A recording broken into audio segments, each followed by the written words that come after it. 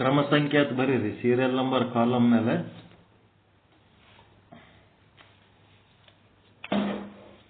ಮತ್ತೆ ಈ ಕಡೆ ಒಂದು ಅಗಲೊಂದು ಕಾಲಮ್ ಮೇಲೆ ಅವಚ್ಛೇದವಾದ ಅಂತ ಬರೀರಿ.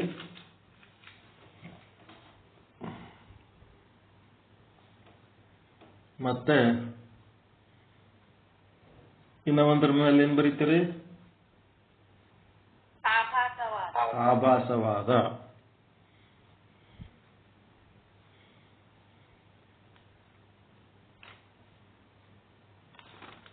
ಅವಚ್ಛೇದವಾದ ಎದಕ್ಕೆ ಸಂಬಂಧಪಟ್ಟದ್ದು?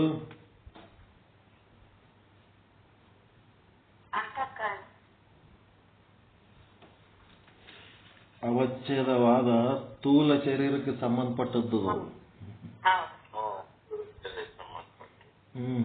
ಆಭಾಸವಾದ ಸೂಕ್ಷ್ಮ ಶರೀರಕ್ಕೆ ಸಂಬಂಧಪಟ್ಟದ್ದು. ಅದಕ್ಕೆ ಈ ಕಡೆ ಸೀರಿಯಲ್ ನಂಬರ್ 1 ಹಾಕಿ ಸ್ಥೂಲ ಶರೀರ ಸಂಬಂಧಿ ಅಂತ ಹಾಕಿರ. ಅದಕ್ಕೆ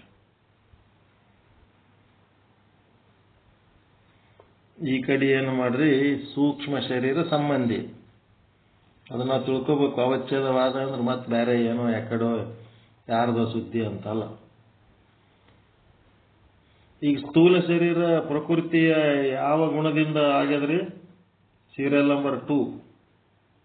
ಇವು ಮೊದಲು ಬೇಸಿಕ್ ಗೊತ್ತಿರ್ಬೇಕು ನಿಮಗೆ. ಪ್ರಕೃತಿ ಒಳಗೆ 3 ಗುಣಗಳದಾವ: ಸತ್ವ, ರಜ, ತಮ. ಸ್ಥೂಲ ಶರೀರ ಯಾವ ಗುಣಗಳಿಂದ ಆಗ್ಯದ? ತಮೋ ಗುಣದಿಂದ ಆಗ್ಯದ.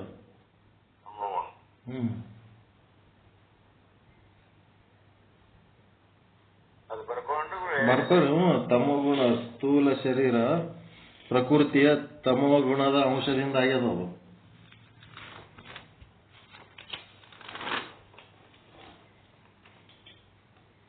ತಮೋ ಗುಣ ಇದ್ದದಕ್ಕೆ ಏನಾಗ್ಯದ? ಅದು ಸ್ವಚ್ಛ ಇಲ್ಲ.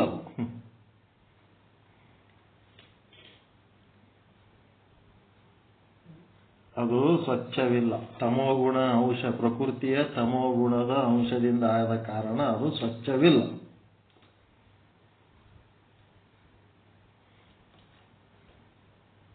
ಭೂತಗಳ ತಮೋಗುಣ ಬರಿಬೇಕಾದ್ರೆ ಪ್ರಕೃತಿ ಅಂದ್ರೆ ಭೂತ, ಪಂಚಭೂತ.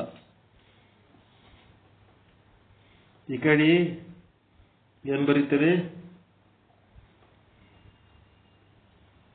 ಅಂತಃಕರಣ ಸೂಕ್ಷ್ಮ ಶರೀರ. ಇದು ಎದರಿಂದ ಆಗ್ಯದ? ಭೂತಗಳ ಸತ್ವಗುಣದಿಂದ ಆಗಿದೆ ಮತ್ತು ಸ್ವಚ್ಛವಿದೆ.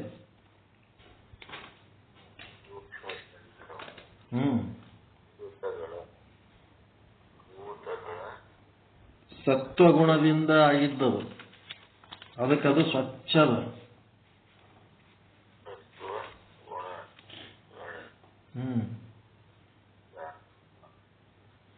ಭೂತಗಳ ಸತ್ವಗುಣದಿಂದ ಅಂತಃಕರಣ ಸೂಕ್ಷ್ಮ ಶರೀರ ಆಗ್ಯದ. ಇದು ಸ್ವಚ್ಛದ, ಕ್ಲೀನ್ ಅದ.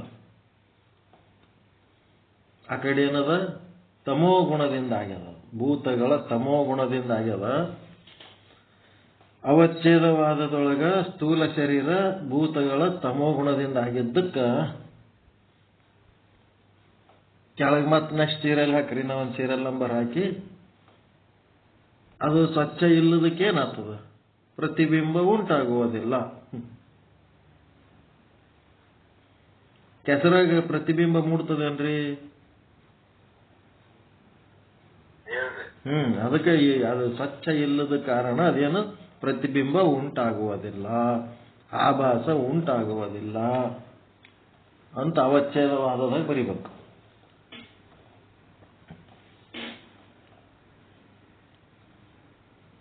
ಈ ಕಡೆ ಆಭಾಸ ಅಥವಾ ಪ್ರತಿಬಿಂಬ ಉಂಟಾಗುತ್ತದೆ. ಯಾಕೆ ಉಂಟಾಗ್ತದೆ? ಸ್ವಚ್ಛ ಇದ್ದದಕ್ಕೆ. ಅದಕ್ಕೆ ಬೇಕಿದ್ರೆ ಅದರ ತೆಳಗೆ ಉದಾಹರಣೆ ಬರೀರಿ. ಕೆಸರಿನಲ್ಲಿ ಅಥವಾ ರಾಡಿ ನೀರಿನಲ್ಲಿ ಪ್ರತಿಬಿಂಬ ಉಂಟಾಗುವುದಿಲ್ಲ ಉದಾಹರಣೆ. ಈ ಕಡೆ ತಿಳಿಯಾದ ನೀರಿನಲ್ಲಿ ಪ್ರತಿಬಿಂಬ ಉಂಟಾಗುತ್ತದೆ. ತಿಳಿಯಾದ, ಸ್ವಚ್ಛವಾದ, ನಿಚ್ಚಲ, ನಿರ್ಮಲವಾದ ನೀರಿನಲ್ಲಿ ಪ್ರತಿಬಿಂಬ ಉಂಟಾಗುತ್ತದೆ.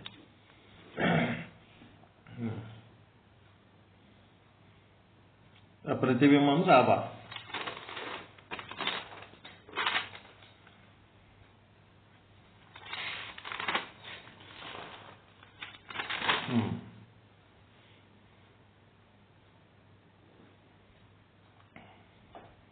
ಇಲ್ಲಿ ಅವಚ್ಛೇದವಾದದಲ್ಲಿ ಮ್ಯಾಲಿಂದ ನಿಮಗೆ ಗೊತ್ತಾಯ್ತು, ಪ್ರತಿಬಿಂಬ ಇಲ್ಲ ಅಂತಂದ್ಮೇಲೆ ಏನ್ ಮಾಡ್ಬೇಕು? ಅಂತಃಕರಣ ಅಂತೂ ಅದ, ಮಲಿನ ಅದ.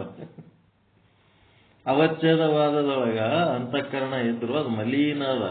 ಹೆಂಗಿದು ಸ್ಥೂಲ ಶರೀರ ಕೆಸರದಲ್ರಿ, ಅದೇ ಮತ್ತೆ ಮಲಿನ ಇದ್ದದ್ದಕ್ಕೆ ಏನಾಗ್ಲಿಕ್ಕತ್ತದ? ಅವಚ್ಛೇದವಾದದಲ್ಲಿ ಅಂತಃಕರಣ ಮಾತ್ರ ವಿಶೇಷಣವಾಗಿದೆ. ಇದಕ್ಕೊಂದು ಸೀರಿಯಲ್ ನಂಬರ್ ಕೊಡ್ರಿ. ಯಾಕಂದ್ರೆ ಅಲ್ಲಿ ಪ್ರತಿಬಿಂಬ ಇಲ್ಲ ಮಲಿನ ಇದ್ದದ್ದಕ್ಕೆ.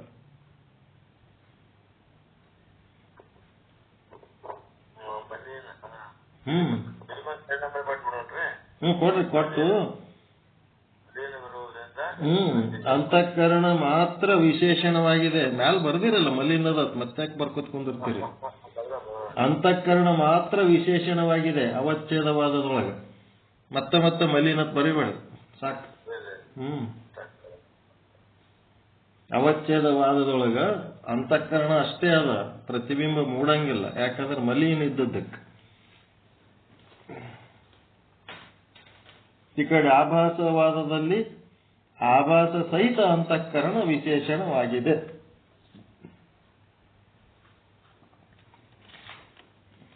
ಆಭಾಸ ಸಹಿತ ಅಂತಃಕರಣ ವಿಶೇಷಣವಾಗಿದೆ.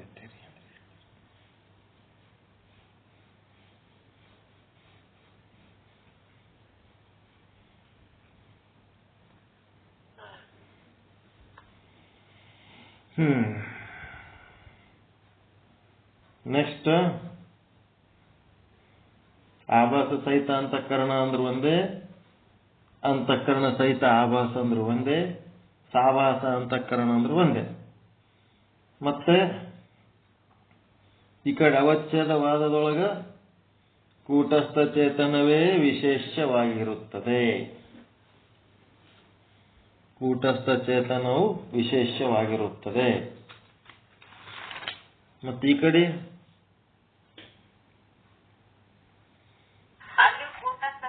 ಅಲ್ಲಿನೂ ಇಲ್ಲಿಯೂ ಕೂಡ ಕೂಟಸ್ಥ ಚೇತನವೇ ವಿಶೇಷ.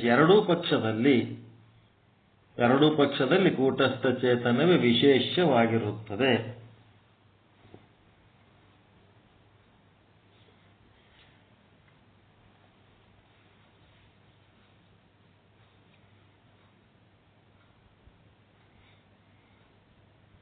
ಮತ್ತೆ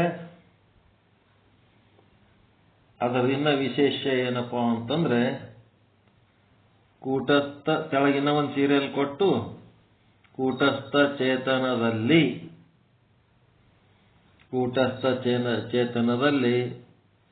ಜನನ, ಉಪಜೀವನ, ಮರಣ. ಕೂಟಸ್ಥ ಚೇತನದಲ್ಲಿ ಜನನ, ಉಪಜೀವನ, ಮರಣ, ಪಾಪ, ಪುಣ್ಯ, ಸುಖ, ದುಃಖ, ಅರಿವು, ಮರೆವು ಇತ್ಯಾದಿ ಸಂಸಾರಗಳಿಲ್ಲ. ಗಮನಾಗಮನ ಇವ್ಯಾವ ಸಂಸಾರ ಇಲ್ಲ. ಸಂಸಾರ ಸಂಭವಿಸುವುದಿಲ್ಲ. ಈ ಕಡೆನೂ ಅದೇ ವಾಕ್ಯ ಬರಿಬೇಕು.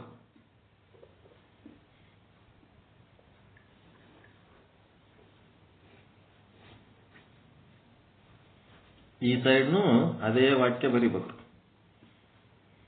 ಕೂಟಸ್ಥ ಚೇತನದಲ್ಲಿ ಸಂಸಾರ ಸಂಭವಿಸುವುದಿಲ್ಲ.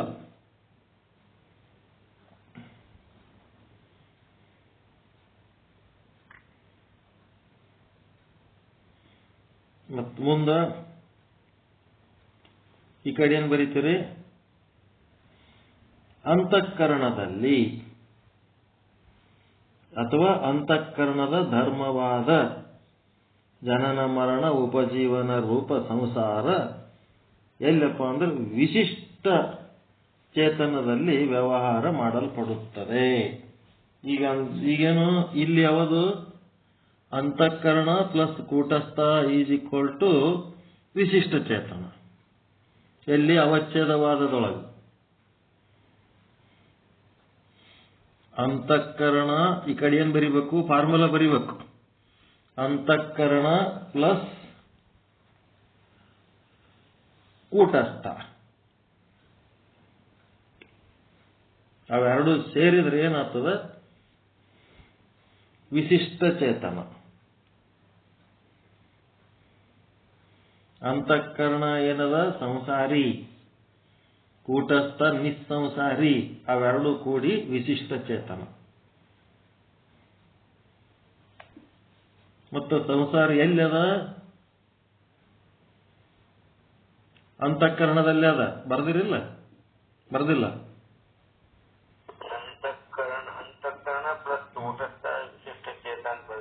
ಬರ್ದಿರಲ್ಲ? ಈಗೇನ್ ಮಾಡ್ಬೇಕು? ಕೆಳಗ ಮ್ಯಾಲ ಕೂಟಸ್ಥನಲ್ಲಿ ಸಂಸಾರ ಇಲ್ಲತ್ ಬರ್ದಿರಲ್ಲ? ಮ್ಯಾಲ ಬರ್ದಿರಿ, ಅದಾದ್ಮೇಲೆ ಫಾರ್ಮುಲಾ ಬರ್ದಿರಿ. ಫಾರ್ಮುಲಾ ಬರ್ದ್ಮೇಲೆ ಅದ್ರ ಕೆಳಗೆ ಏನ್ ಬರಿಬೇಕು? ಅಂತಃಕರಣದಲ್ಲಿ ಜನನ ಮರಣಾದಿ ರೂಪ ಸಂಸಾರವಿರುತ್ತದೆ ಮತ್ತು ಅಂತಃಕರಣದಲ್ಲಿ ಜನನ ಮ್ಯಾಲ ಹೇಳಿವಲ್ಲ ಸಂಸಾರ ಅಂದ್ರೆ ಏನಂತ ಮ್ಯಾಲಿನ ವಾಕ್ಯದಾಗ ಬರ್ದಿವಿ. ಕೂಟಸ್ಥನಲ್ಲಿ ಆ ಸಂಸಾರ ಇಲ್ಲ ಅಂತ. ಅದಕ್ಕೆ ಇಲ್ಲಿ ಮತ್ತೆ ಅದೇ ಬರೆಯೋದು ಬೇಡ. ಅಂತಃಕರಣದಲ್ಲಿ ಜನನ ಮರಣಾದಿ ರೂಪ ಸಂಸಾರವಿರುತ್ತದೆ ಮತ್ತು ಅದು ಎದರಾಗಿ ತೋರ್ತದ? ವಿಶಿಷ್ಟದಲ್ಲಿ, ಅಂದ್ರೆ ಪ್ರಮಾತನಲ್ಲಿ ತೋರುತ್ತದೆ. ಇರೋದು ಅಂತಃಕರಣದಾಗ ಅದು, ತೋರೋದು ಜೀವನಲ್ಲಿ ತೋರ್ತದ. ಜೀವನಲ್ಲಿ ತೋರೋದ್ರಿಂದ ಏನಾಗ್ಲಕತ್ತದ? ಕೂಟಸ್ಥನೇ ಸಂಸಾರ ಮಾಡ್ಲಕತ್ತಾನ ನಂಗೆ ಕಾಣ್ಲಕತ್ತದ. ಇರುವಿಕೆ ಸಂಸಾರ ಇರೋದೆಲ್ಲದ? ಅಂತಃಕರಣದಾಗ. ಅದು ತೋರದೆಲ್ಲಿ ತೋರ್ಲಕತ್ತದ? ಜೀವನಲ್ಲಿ ತೋರ್ಲಕತ್ತದ. ಜೀವ ಬರೇ ಅಂತಃಕರಣಕ್ಕಷ್ಟೇ ಸಂಬಂಧಿಸಿಲ್ಲ, ಅದೇನಾಗ್ಯದ ಈ ಕಡೆ ಕೂಟಸ್ಥನಿಗೂ ಸಂಬಂಧಪಟ್ಟ ನಾವು ಜೀವ. ಹೀಗಾಗಿ ಏನಾಗ್ಲಕತ್ತದ? ಅವನೇ ಅದನ್ನ ಹೇಳ ಅಂತ ಅನಿಸ್ಲಕತ್ತದ. ಕುಡುಕನ್ ದೋಸ್ತಿ ಮಾಡಿದ್ದಕ್ಕೆ ಅವನು ಕುಡುಕನೇ ಅದನ್ನ ಅಂತ ಅನಿಸ್ಕೊಳಕತ್ತ ನಾವು ಕೂಟಸ್ಥ. ಕೂಟಸ್ಥನಲ್ಲಿ ಇಲ್ಲ ಅಂತ ಮೊದಲು ಬರ್ದಿವಲ್ಲ. ಈಗ ಕೂಟಸ್ಥನಲ್ಲಿ ಇಲ್ಲ, ಅಂತಃಕರಣದಲ್ಲಿ ಆದ. ಅಂತಃಕರಣದಲ್ಲಿದ್ದು ಜೀವನಲ್ಲಿ ತೋರ್ತಾ ಇದೆ.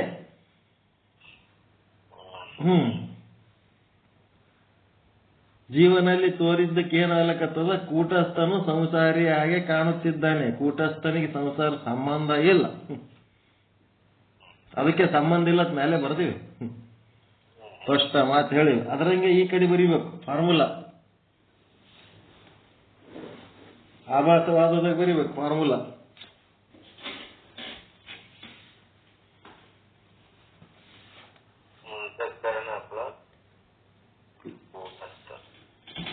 ಈ ಕಡೆ ಆಭಾಸವಾದದಾಗ ಏನ್ ಬರೀತೀರಿ?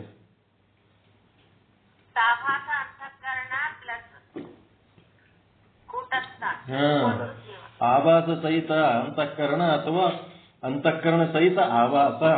ಅಲ್ಲಿ ಪ್ರತಿಬಿಂಬದ, ಇಲ್ಲಿ ಸ್ವಚ್ಛದ ಪ್ರತಿಬಿಂಬ ಬರ್ಲಕತ್ತದ. ಇಲ್ಲಿ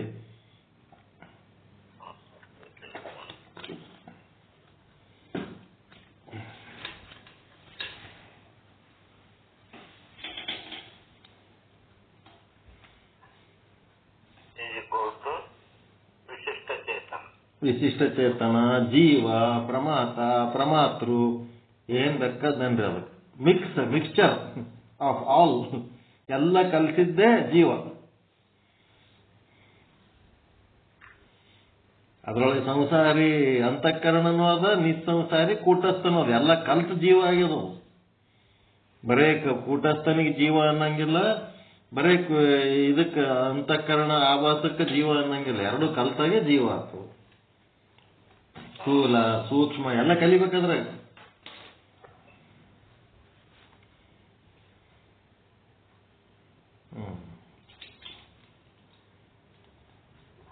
ಜೀವ ಜೀವದಲ್ಲಿ ಸ್ಥೂಲ ಸೂಕ್ಷ್ಮ ಎರಡು ಸಾಕ್ಷಿ ಎಲ್ಲ ಕಲಿಬೇಕು, ಎಲ್ಲ ಮಿಕ್ಸ್ಚರ್ ಅದಾವು ಜೀವದಲ್ಲಿ.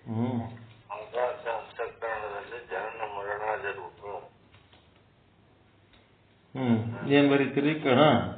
ಆಭಾಸ ಸಹಿತ ಅಂತಃಕರಣದಲ್ಲಿ ಅಥವಾ ಸಾಭಾಸ ಅಂತಃಕರಣದಲ್ಲಿ ಜನನ ಮರಣಾದಿ ರೂಪ ಸಂಸಾರವಿರುತ್ತದೆ ಮತ್ತು ವಿಶಿಷ್ಟದಲ್ಲಿ ಅಥವಾ ಜೀವನಲ್ಲಿ ಪ್ರಮಾತನಲ್ಲಿ ತೋರುತ್ತದೆ.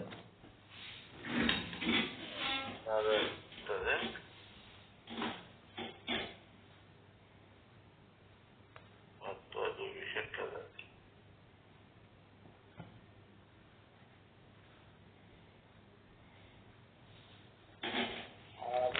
ಸಹಿತ ಅಂತಃಕರಣದಲ್ಲಿ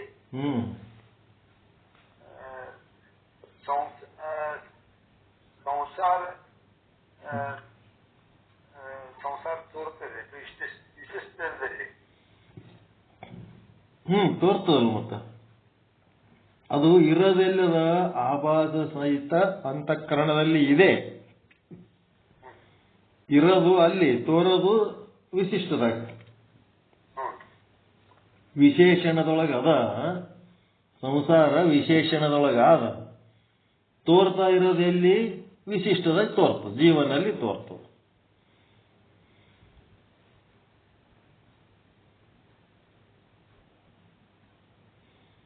ಈ ಜೀವ ಏನೇ ಮಾಡಿದರೂ ಸಹಿತ ಆ ಕೂಟಸ್ಥ ಸುಮ್ಮನೆ ಬದಲ ಮಾತಿರ್ತಾನೆ. ಅಂತಃಕರಣದೊಳಗಿನ ವಿಷಯ ತಗೊಂಡು ಜೀವ ಚಟುವಟಿಕೆಗಳು ಮಾಡ್ತಿರ್ತಾನೆ. ಅದ್ರ ಸಂಗಟ ಕೂಟಸ್ಥ ಕೆಟ್ಟ ಹೆಸರು ತಗೋತಾನೆ.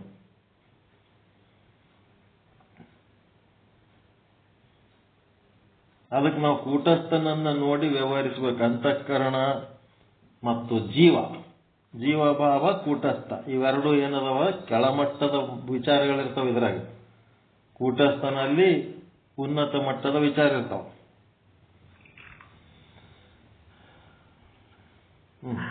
ನೆಕ್ಸ್ಟ್ ಏನ್ ಬರೆದ್ರ? ನೆಕ್ಸ್ಟ್ ಏನದ? ಎರಡು ಇದು ಕೂಡ ಅದ್ವೈತ ವೇದಾಂತವೇ, ಅದು ಕೂಡ ಅದ್ವೈತ ವೇದಾಂತವೇ. ಅದನ್ನು ಆ ಕಡೆನೂ ಅದ್ವೈತ ವೇದಾಂತ ಅಂತ ಬರೀರಿ, ಈ ಕಡೆನೂ ಅದ್ವೈತ ವೇದಾಂತ ಅಂತ ಬರೀರಿ. ವೇದಾಂತ ಸಿದ್ಧಾಂತ ಎರಡೂ ವೇದಾಂತ ಸಿದ್ಧಾಂತಗಳೇ, ಅವು ಮತ್ತೆ ಬೇರೆ ಅಲ್ಲ.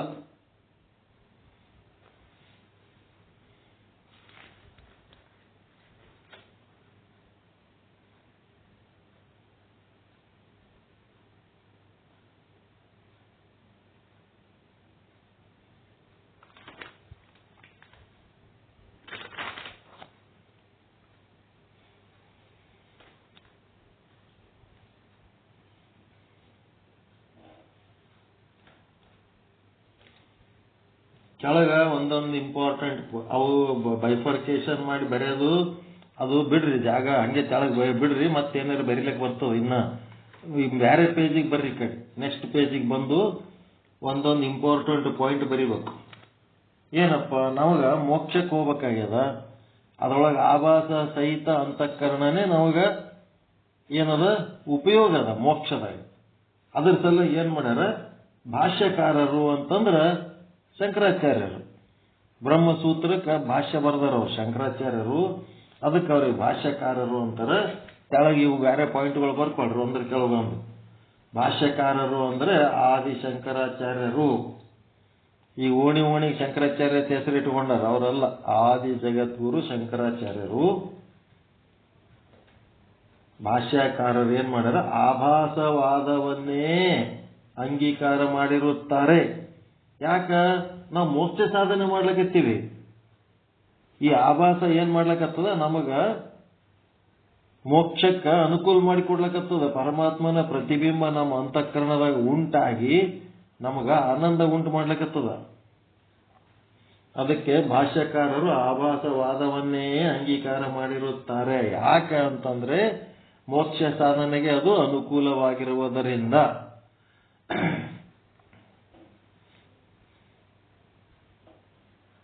ಮುಂದ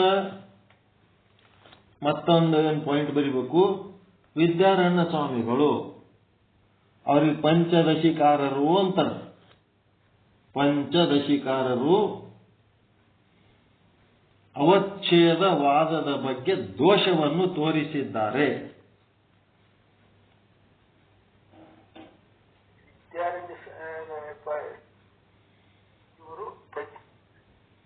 ಪಂಚದಶಿಕಾರರು ಅಂತಾರೆ ಇವ್ರಿ. ಪಂಚದಶಿ ಅಂತ ಗ್ರಂಥ ಬರ್ದಾರ ಇವರು, ದೊಡ್ಡವರು, ಬಹಳ ಹಿರಿಯರು ಇವರು ವೇದಾಂತ ಸಿದ್ಧಾಂತದೊಳಗ.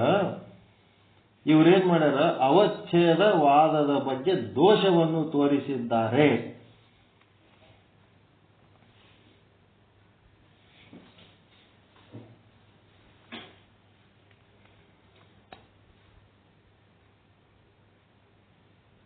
ಏನು ದೋಷ ಅಂತಂದ್ರೆ,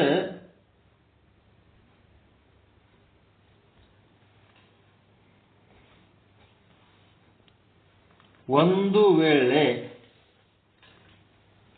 ದೋಷದ ಬಗ್ಗೆ ಹೇಳಕತ್ತಾರ. ಒಂದು ವೇಳೆ ಆಭಾಸರಹಿತವಾದ ಅಂತಃಕರಣ ಅವಚ್ಛಿನ್ನ ಚೇತನ, ಎದರಾಗಿದು ಆಭಾಸರಹಿತವಾದ ಅಂತಃಕರಣ ಅವಚ್ಛಿನ್ನ ಚೇತನವನ್ನು ಪ್ರಮಾತ ಎಂದು ಅಂಗೀಕರಿಸಿದರೆ, ಒಂದು ವೇಳೆ ಆಭಾಸರಹಿತವಾದ ಅಂತಃಕರಣ ಅವಚ್ಛಿನ್ನ ಚೇತನವನ್ನು ಪ್ರಮಾತ ಎಂದು ಅಂಗೀಕರಿಸಿದರೆ, ಘಟಾವಚ್ಛಿನ್ನ ಚೇತನವಾದರೂ ಕೂಡ ಪ್ರಮಾತ ಆಗಬೇಕಾದೀತು.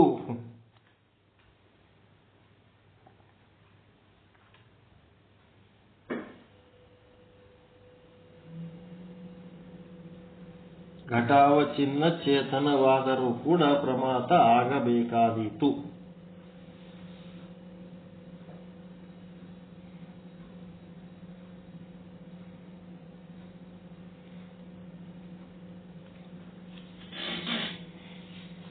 ಘಟಾವಚ್ಛಿನ್ನ ಚೇತನ ಅಂದ್ರೆ ಏನು? ಅದು ಘಟದ ಗಾಡಿ ಅದಲ್ರಿ, ಗೋಡಿ ಎದರದು? ಗಡಿಗಿದ ದಪ್ಪ ಮಣ್ಣಿಂದ ಇರ್ತದಲ್ಲ ಗಾಡಿ, ಗಡಿಗಿಗೆ ಕಪಾಲ. ಕಪಾಲ. ಆ ಕಪಾಲದೊಳಗಿರುವ ಚೇತನ ಮತ್ತು ಅಂತಃಕರಣದೊಳಗ ಮಿಕ್ಸ್ ಆದ ಚೇತನ. ಅಂತಃಕರಣದೊಳಗ ಒಂದು ಅಂತಃಕರಣದ ಜೊತೆಗೆ ಮಿಕ್ಸ್ ಆದ ಚೇತನ ಅದ, ಅಂತಃಕರಣದ ಜೊತೆಗೆ ಮಿಕ್ಸ್ ಆಗ್ಲಾರ ಚೇತನದ. ಅಂತಃಕರಣದೊಳಗ ಅಂತಃಕರಣ ಸ್ಥೂಲ ಶರೀರದೊಳಗ ಸೂಕ್ಷ್ಮ ಶರೀರ ಅದ, ಸೂಕ್ಷ್ಮ ಶರೀರದೊಳಗ ಚೇತನ ಅದ. ಆ ಚೇತನದ ಒಂದು ಭಾಗ ಏನ್ ಮಾಡ್ಯದ, ಅಂತಃಕರಣದೊಳಗ ಅವಚ್ಛಿನ್ನ ಆಗ್ಯದದು, ಅದ್ರೊಳಗ ಕಲ್ತದ. ಮತ್ತ ಕಲಿಲಾರ್ದನು ಒಂದದ, ಕಲಿಲಾರ್ದು ಕೂಟಸ್ಥ, ಕಲ್ತದ್ದು ಪ್ರಮಾತ. ಕಲಿಲಾರ್ದು ಕೂಟಸ್ಥ ಅಂದ್ರು ಒಂದೇ, ಸಾಕ್ಷಿ ಅಂದ್ರು ಒಂದೇ. ಕಲಿಲಾರ್ದು ಅಂತಃಕರಣದ ಜೊತೆಗೆ ಕಲಿಲಾರ್ದು ಕೂಟಸ್ಥ, ಸಾಕ್ಷಿ, ಅಂತರಾತ್ಮ ಏನಾರೇ ಅನ್ರಿ ಚೇತನ ಅದು. ಅದ್ರೊಳಗೆ ಕಲ್ತದ್ದಲ್ಲ ಅದು ಪ್ರಮಾತ. ಅಂತಃಕರಣ ಅವಚ್ಛಿನ್ನ ಚೇತನ ಅಂದ್ರೆ ಅಂತಃಕರಣದೊಳಗೆ ಕಲ್ತದ್ದು, ಕಲ್ತದ್ದು, ಬೆರ್ತದ್ದು. ಬೆರಿಲಾರ್ದು ಕೂಟಸ್ಥ,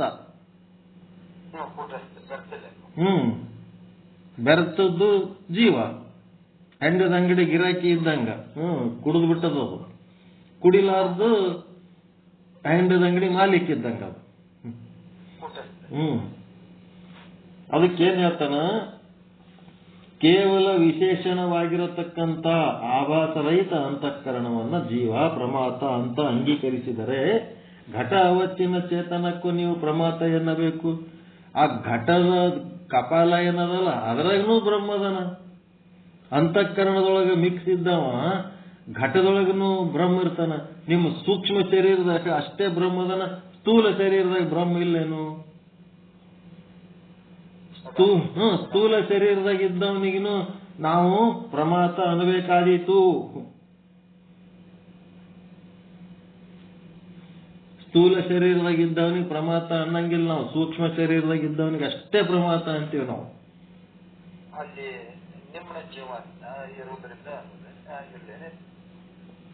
ಸ್ಥೂಲ ಶರೀರದೊಳಗ ನಿಮ್ನ ಚೇತನ, ಅಲ್ಲಿ ಸೂಕ್ಷ್ಮ ಶರೀರದೊಳಗೆ ಪ್ರತಿಬಿಂಬ ಉಂಟಾಗ್ತದಲ್ಲ, ಸ್ವಚ್ಛ ಅದಲ್ಲ, ಅಲ್ಲಿ ಏನದ ಅಂತಂದ್ರೆ ಉನ್ನತ ಚೇತನ, ಉನ್ನತ ಪ್ರಾಣ. ಉನ್ನತ ಜೀವ. ಉನ್ನತ ಪ್ರಮಾತ, ನಿಮ್ನ ಪ್ರಮಾತ, ಹಿಂಗ ಅನ್ಬಹುದು, ಏನ್ ತೊಂದರೆ ಇಲ್ಲ. ನಿಮ್ನ ಜೀವ, ಉನ್ನತ ಜೀವ.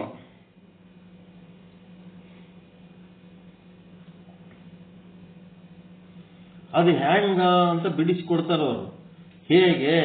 ಅಂತಃಕರಣವು ಭೂತಗಳ ಕಾರ್ಯವಿರುವುದು, ಅದರಂತೆ ಘಟವಾದರೂ ಭೂತಗಳ ಕಾರ್ಯವೇ ಆಗಿದೆ. ಎರಡೂ ಭೂತಗಳ ಕಾರ್ಯನೇ ಅದವಲ್ಲಪ್ಪ. ಅಂತಃಕರಣನೂ ಜಡ ಅದ, ಮತ್ತ ಘಟ ಅಂತಂದ್ರೆ ಸ್ಥೂಲ ಶರೀರನೂ ಜಡ ಅದ. ಸ್ಥೂಲ ಶರೀರನೂ ಜಡ ಅದ, ಅಂತಃಕರಣನೂ ಜಡ ಅದ. ಎರಡೂ ಜಡ, ಎರಡು ಭೂತಗಳ ಕಾರ್ಯನೇ ಅದಾವ. ಹಿಂಗಾಗಿ ಎರಡರೊಳಗ ಏನದ? ಎಂಥದದು? ಅವಚ್ಛಿನ್ನ ಚೇತನ. ಸ್ಥೂಲ ಶರೀರದ ಅವಚ್ಛಿನ್ನ ಚೇತನ ಅಥವಾ ಘಟ ಅವಚ್ಛಿನ್ನ ಚೇತನ ಅಂದ್ರು ಒಂದೇ, ಅಂತಃಕರಣ ಅವಚ್ಛಿನ್ನ ಚೇತನ ಅಂದ್ರು ಒಂದೇ. ಅದು ಏನದ? ಉನ್ನತ ಅದ, ಇದು ನಿಮ್ನ ಅದ. ಸ್ಥೂಲ ಶರೀರದೊಳಗಿಂದ ಸ್ಥೂಲ ಶರೀರದೊಳಗಿಂದು ಘಟ ಅವಚ್ಛಿನ್ನ ಚೇತನರೇ ಅಂದ್ರಿ, ಅಥವಾ ಸ್ಥೂಲ ಶರೀರದೊಳಗಿನ ಅವಚ್ಛಿನ್ನ ಚೇತನರೇ ಅಂದ್ರಿ, ಅದೆರಡು ಒಂದೇ. ಘಟ ಅವಚ್ಛಿನ್ನ ಚೇತನ ಅಂತಾರೆ. ಅದರೊಳಗೆ ಪ್ರತಿಬಿಂಬ ಮೂಡಂಗಿಲ್ಲ. ಆದ್ರೆ ಅದರಾಗಿಂದು ಇದ್ರಾಗಿಂದು ಎರಡದ್ರೊಳಗೂ ಅದೇ ಕೂಟಸ್ಥ ಅದನಂದ್ರೆ ಎರಡಕ್ಕೂ ನಾವು ಪ್ರಮಾತ ಅನ್ಬೇಕಾದಿತ್ತು. ಹಂಗ ಅನ್ಲಕ್ ಬರಂಗಿಲ್ಲ. ಯಾಕಂದ್ರೆ ಎರಡೂ ಭೂತದ ಕಾರ್ಯ ಅದಾವತ್ತ, ಹಂಗ ಅನ್ಲಿಕ್ ಬರಂಗಿಲ್ಲ. ಅಂತಃಕರಣವು ಭೂತಗಳ ವ್ಯತ್ಯಾಸದ. ಅಂತಃಕರಣವು ಭೂತಗಳ ಸತ್ವಗುಣ ಅಂಶದಿಂದ ಉತ್ಪತ್ತಿಯಾಗಿದೆ. ಘಟವು ಭೂತಗಳ ತಮೋಗುಣ ಅಂಶದಿಂದ ಉತ್ಪತ್ತಿಯಾಗಿದೆ. ಮೇಲೆ ಬರ್ದಿರಲ್ಲ, ಮೇಲೆ ಬರ್ಕೊಂಡಿರಲ್ಲ ಚಾರ್ಟ್ನಾಗ. ಇಲ್ಲಿ ಘಟದಿಂದ ಇದ್ದ ಪ್ರಮೇಯ ಚೇತನೂ ಅನ್ಬಹುದು. ಸ್ಥೂಲ ಶರೀರ ಅದಲ್ಲ, ಪ್ರಮೇಯ ಚೇತನ ಅನ್ಬಹುದಲ್ಲ. ಪ್ರಮೇಯ ಚೇತನೇನೆ ಅದು. ಪ್ರಮೇಯದ ಪ್ರಮಾತ ಅನ್ನಂಗಿಲ್ಲ ಅದಕ್ಕೆ. ಪ್ರಮೇಯ ಚೇತನ, ಪ್ರಮೇಯ ಚೇತನವನ್ನೇ ಪ್ರಮಾತ ಅನ್ಬೇಕಾಗ್ತದ.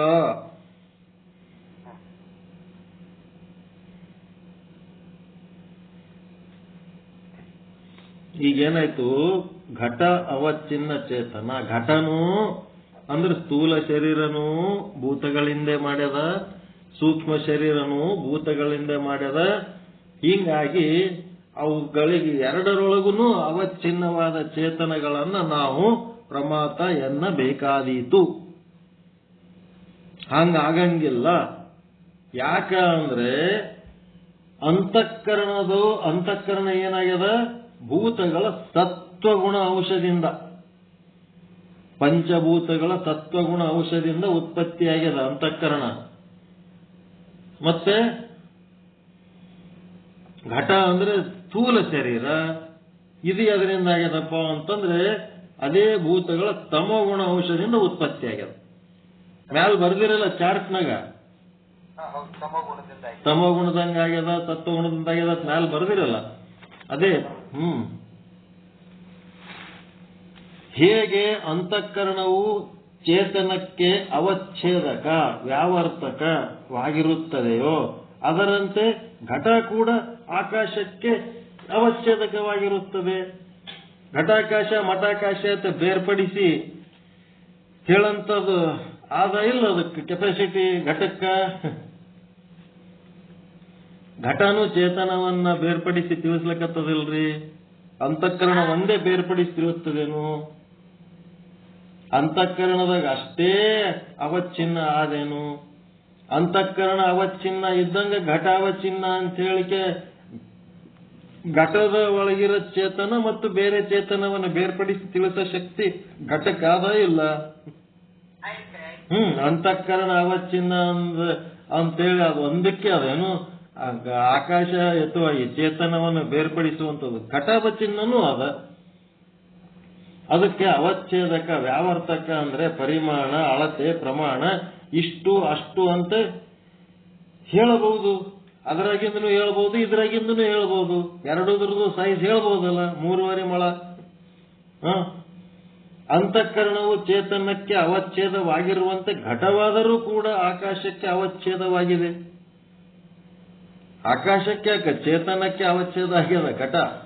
ಕಪಾಲಾಕಾಶ ಹೆಂಗದ ಹಂಗೆ ಈ ಸ್ಥೂಲ ಶರೀರದೊಳಗಿಂದು ಎಷ್ಟು ಚೇತನ ಅದ ಮತ್ತು ಬೇರೆ ಆಕಾಶ ಮತ್ತು ಸ್ಥೂಲ ಶರೀರದೊಳಗಿನ ಆಕಾಶ ಅದನ್ನೆರಡು ಇದು ಬೇರ್ಪಡಿಸಿ ತಿಳ್ಕೊಳಕ್ ಬರ್ತದಿಲ್ರಿ. ಘಟಾಕಾಶ, ಕಪಾಲಾಕಾಶ ಎಲ್ಲ ಅದ. ಆದ್ದರಿಂದ ಅಂತಃಕರಣ ವಿಶಿಷ್ಟ ಚೇತನ ಕೂಟಸ್ಥದಂತೆ ಘಟ ವಿಶಿಷ್ಟ ಆಕಾಶವು ಪ್ರಮಾತ ಆಗಬೇಕಾಗುತ್ತದೆ. ಘಟ ಅವಚ್ಛಿನ್ನ ಆಕಾಶವನ್ನು ಪ್ರಮಾತ ಎನ್ನುತ್ತೀರೇನು? ಘಟ ಈ ರೀತಿ ಅದು ಅಂತಃಕರಣಕ್ಕೆ ಹೆಂಗ ಆ ಚೇತನವನ್ನ ಬೇರ್ಪಡಿಸಿ ತಿಳಿಸುವಂತ ಶಕ್ತಿ ಅದ. ಅಂತಃಕರಣ ಅವಚ್ಛಿನ್ನ ಚೇತನ ಮತ್ತು ಸರ್ವವ್ಯಾಪಕ ಚೇತನ ಹೆಂಗ್ ಬೇರ್ಪಡಿಸ್ತೀರಿ, ಹಂಗ ಘಟಕ್ಕೂ ಘಟ ಅವಚ್ಛಿನ್ನ ಚೇತನ ಮತ್ತು ಸರ್ವವ್ಯಾಪಕ ಚೇತನದಿಂದ ಬೇರ್ಪಡಿಸಿ ತಿಳಿಸೋ ಶಕ್ತಿ ಆದ ಅಂತಂದ್ರೆ ಆ ಘಟ ಅವಚ್ಛಿನ್ನ ಚೇತನವನ್ನ ಪ್ರಮಾತ ಅಂತೀರೇನಪ್ಪ ಅಂತ ಕೇಳಕತ್ತಾನ. ಬರ್ತದೇನು ಅನ್ಲಿಕ್ಕೆ? ಅನ್ನಲಿಕ್ಕೆ ಬರಲ್ಲ. ಯಾಕಂತಂದ್ರೆ ಅದು ಸ್ವಚ್ಛವಿಲ್ಲ. ಅದರೊಳಗ ಆಭಾಸ ಅಂಗೀಕಾರವಾಗುವುದಿಲ್ಲ.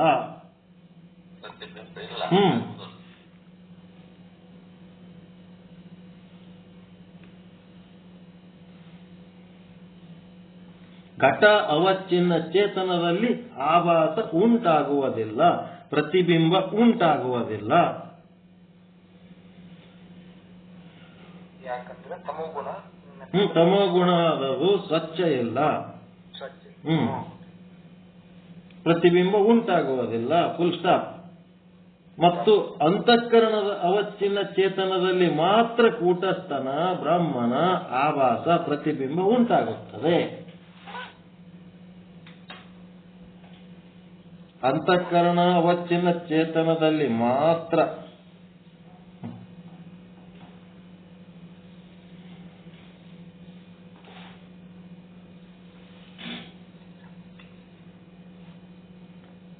ಆಭಾಸ ಉಂಟಾಗುತ್ತದೆ, ಪ್ರತಿಬಿಂಬ ಉಂಟಾಗುತ್ತದೆ.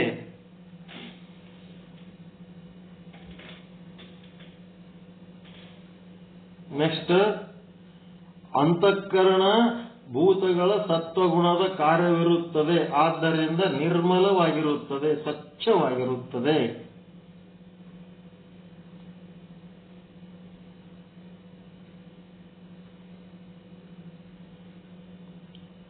ಆದ ಕಾರಣ ಅದಕ್ಕೇನ್ ಸಾಮರ್ಥ್ಯ ಅದ? ಕೂಟಸ್ಥನ ಪ್ರತಿಬಿಂಬವನ್ನು ಗ್ರಹಣ ಮಾಡುವ ಸಾಮರ್ಥ್ಯವಿದೆ.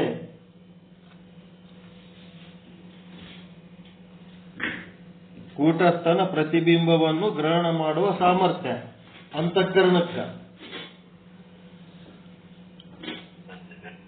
ಸ್ವಚ್ಛ ಇದ್ದದ್ದಕ್ಕ. ನೆಕ್ಸ್ಟ್ ವಾಕ್ಯ ಬರೀರಿ. ಘಟ ಅಥವಾ ಸ್ಥೂಲ ಶರೀರ ಎದರಿಂದ ಆಗ್ಯದ? ಭೂತಗಳ ತಮೋಗುಣದಿಂದ, ತಮೋಗುಣದ ಕಾರ್ಯವಾಗಿದೆ. ಅದು ಸ್ವಚ್ಛವಿರುವುದಿಲ್ಲ, ಮಲೀನವಾಗಿದೆ. ಉದಾಹರಣೆಗೆ ಕೆಸರು.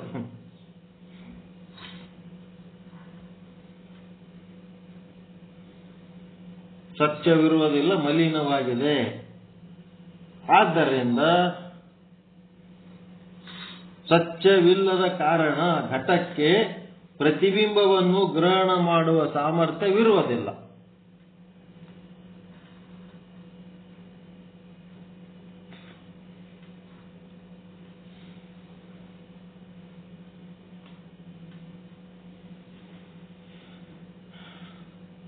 ಅರ್ಥ ಆಯ್ತಾರೆ ಇದು? ಅದಕ್ಕೆ ಈಗೇನ್ ಮಾಡ್ಯಾನ, ಒಂದು ಕನ್ನಡಿ ಮತ್ತು ಒಂದು ಮುಚ್ಚಳಿಟ್ಟಾನ, ದೃಷ್ಟಾಂತ ಕೊಡ್ಲಕತ್ತಾನ. ಕನ್ನಡಿ ಮತ್ತು ಮುಚ್ಚಳಗಳ ದೃಷ್ಟಾಂತ.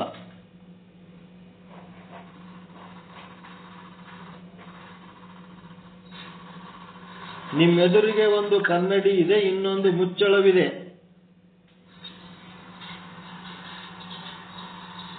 ಕನ್ನಡಿನೂ ಪೃಥ್ವಿದೇ ಅದ, ಮುಚ್ಚಳನೂ ಪೃಥ್ವಿದೇ ಅದ. ಎರಡು ಮಣ್ಣಿಂದೇವ ಅವು.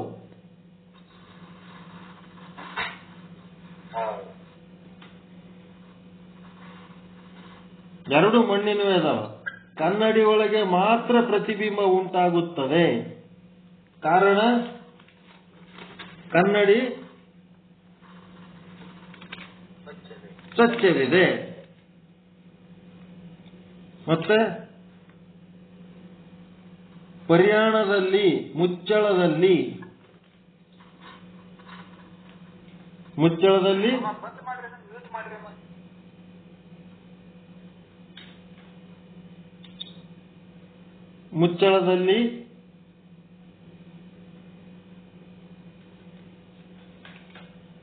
ಬರೀರಿ ಮುಂದ. ಮುಚ್ಚಳದಲ್ಲಿ ಪ್ರತಿಬಿಂಬ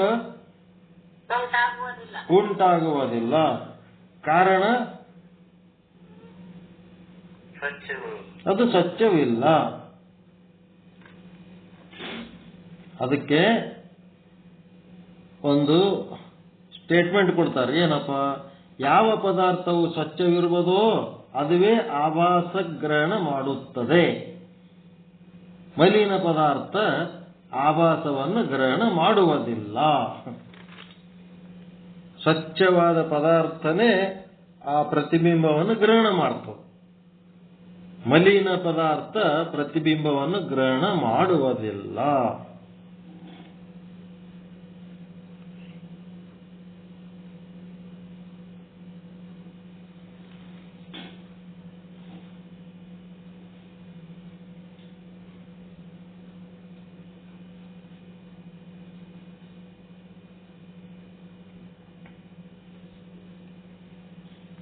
ಅದಕ್ಕೆ ಸ್ಥೂಲ ದೇಹವು ಏನಾಗ್ಯದ?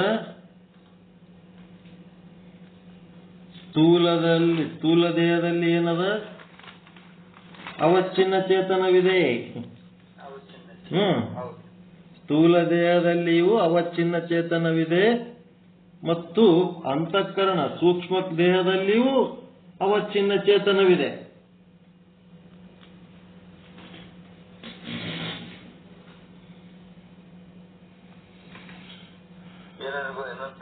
ಸ್ಥೂಲ ದೇಹದೊಳಗೂ ಘಟಾವಚ್ಛಿನ್ನ ಚೇತನ ಅದ. ಸ್ಥೂಲ ದೇಹದೊಳಗ ಅಂತಃಕರಣದೊಳಗ ಅಂತಃಕರಣ ಅವಚ್ಛಿನ್ನ ಚೇತನ ಅದ.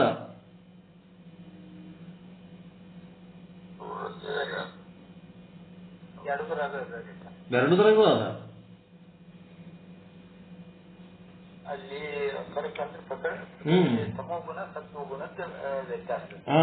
ಅಲ್ಲಿ ಅಂತಃಕರಣವು ಭೂತಗಳ ಸತ್ವಗುಣದ ಕಾರ್ಯವಾಗುವುದರಿಂದ ಅದು ಸ್ವಚ್ಛವಿರುತ್ತದೆ. ಅದರಲ್ಲಿ ಚೇತನದ ಪ್ರತಿಬಿಂಬ ಉಂಟಾಗುತ್ತದೆ.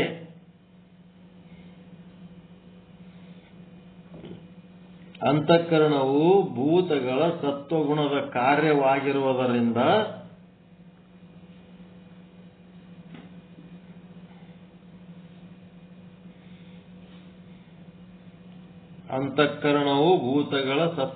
ಕಾರ್ಯವಾಗಿರುವುದರಿಂದ ಅದು ಸ್ವಚ್ಛವಿರುತ್ತದೆ.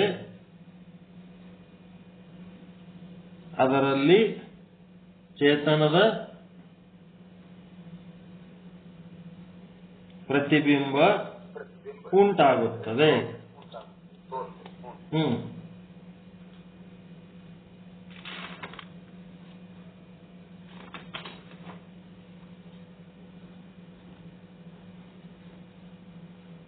ಇನ್ನ ಸ್ಥೂಲ ದೇಹದ ಅನ್ನಮಯ ಶರೀರ, ಘಟಾದಿಗಳು, ಭೂತಗಳ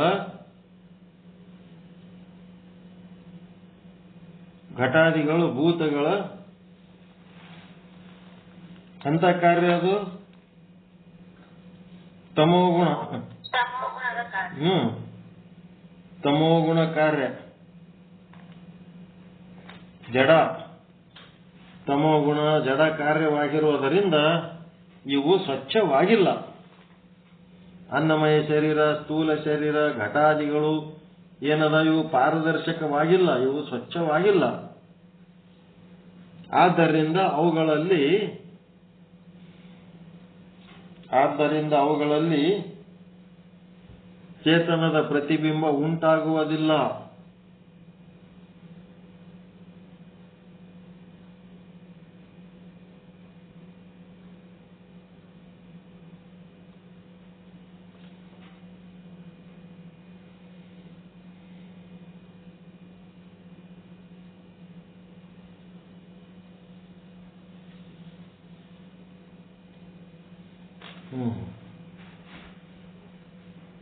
ಅಲ್ಲಿ ಚಾರ್ಟಿಗೆ ಹೋಗ್ತಿರ, ಚಾರ್ಟ್ನಾಗ ಜಾಗ ಬಿಟ್ರಲ್ಲ ಬರಿಲಕ್ಕ ಲಿಸ್ಟ್ ಆ ಕಡೆ ಮಗ್ಗಲ ಸೀರಿಯಲ್ ನಂಬರ್ ಜಾಗ ಅದಲ್ಲ ಅಲ್ಲಿ. ಅಲ್ಲಿ ಏನ್ ಮಾಡ್ರಿ, ಈ ಕಡೆ ಅವಚ್ಛೇದವಾದದೊಳಗ ಜೀವ ಅಂದ್ರೆ ಏನು ಅಂತ ಅನ್ನೋದಕ್ಕೆ ಬರೆಸ್ತಾರ. ಏನಂದ್ರ ಆಭಾಸರಹಿತವಾದ ಅಂತಃಕರಣ ವಿಶಿಷ್ಟ ಚೇತನವೇ ಜೀವ. ಆಭಾಸರಹಿತವಾದ ಅಂತಃಕರಣ ವಿಶಿಷ್ಟ ಚೇತನವೇ ಜೀವ.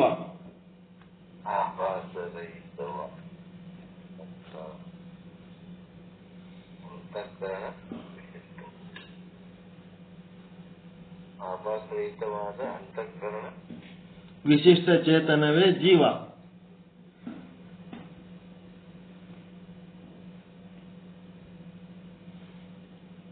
ಈ ಕಡೆ ಏನ್ ಬರೀಬೇಕು,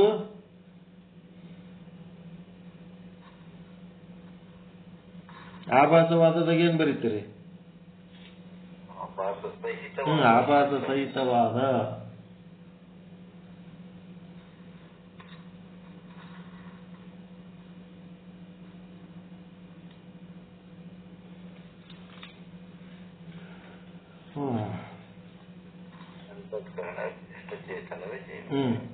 ನೆಕ್ಸ್ಟ್ ಅದರ ಕೆಳಗ ಇನ್ನ ಒಂದು ಸೀರಿಯಲ್ ನಂಬರ್ ಕೊಡ್ರಿ. ಅಂತಃಕರಣ ಉಪಹಿತ ಚೇತನವೇ ಸಾಕ್ಷಿ. ಎಲ್ಲಿ? ಅವಚ್ಛೇದವಾದದೊಳಗ. ಅಂತಃಕರಣ ಉಪಹಿತ ಚೇತನ, ಉಪಹಿತ ಉಪಾಧಿ. ಅಂತಃಕರಣವನ್ನ ಉಪಾಧಿ ಮಾಡಿಕೊಂಡು ತಾನು ಅಂತಃಕರಣವನ್ನ ನೋಡ್ತಾ ಇದೆ ಅಲ್ಲ, ಉಪಹಿತ ಚೇತನ ಅಂತಃಕರಣವನ್ನ ಉಪಾಧಿ ಮಾಡಿಕೊಂಡು ತಾನದು ನೋಡ್ಕೋತದಲ್ಲ, ಅದನ್ನೇ ಅವ್ರೇನಂತಾರ? ಸಾಕ್ಷಿ ಅಂತಾರೆ ಇಲ್ಲಿ ಅವಚ್ಛೇದವಾದದೊಳಗ. ಈ ಆಭಾಸವಾದದೊಳಗೆ ಏನಂತಾರ? ಯಾವುದರ ಆಭಾಸ ಅಂದ್ರೆ ಪ್ರತಿಬಿಂಬ ಉಂಟಾಗಿದೆಯೋ, ಯಾವುದರ ಆಭಾಸ ಉಂಟಾಗ್ಯದ ಅದು ಸಾಕ್ಷಿ. ಆಭಾಸವಾದದೊಳಗಿದು ಪ್ರತಿಬಿಂಬಕ್ಕೆ ಕಾರಣವಾದಂತ ತತ್ವ ಯಾವುದದ ಅದನ್ನೇ ನಾವು ಸಾಕ್ಷಿ ಅಂತೀವಿ ಅಂತಾರೆ ಇದ್ರಾಗ. ಯಾವುದರ ಆಭಾಸ ಅಥವಾ ಪ್ರತಿಬಿಂಬ ಉಂಟಾಗಿದೆಯೋ ಅದೇ ಸಾಕ್ಷಿ. ಅಂದ್ರೆ ಆಭಾಸವಾದದೊಳಗ ಸಾಕ್ಷಿಯ ಪ್ರತಿಬಿಂಬ ಉಂಟಾಗ್ಯದ.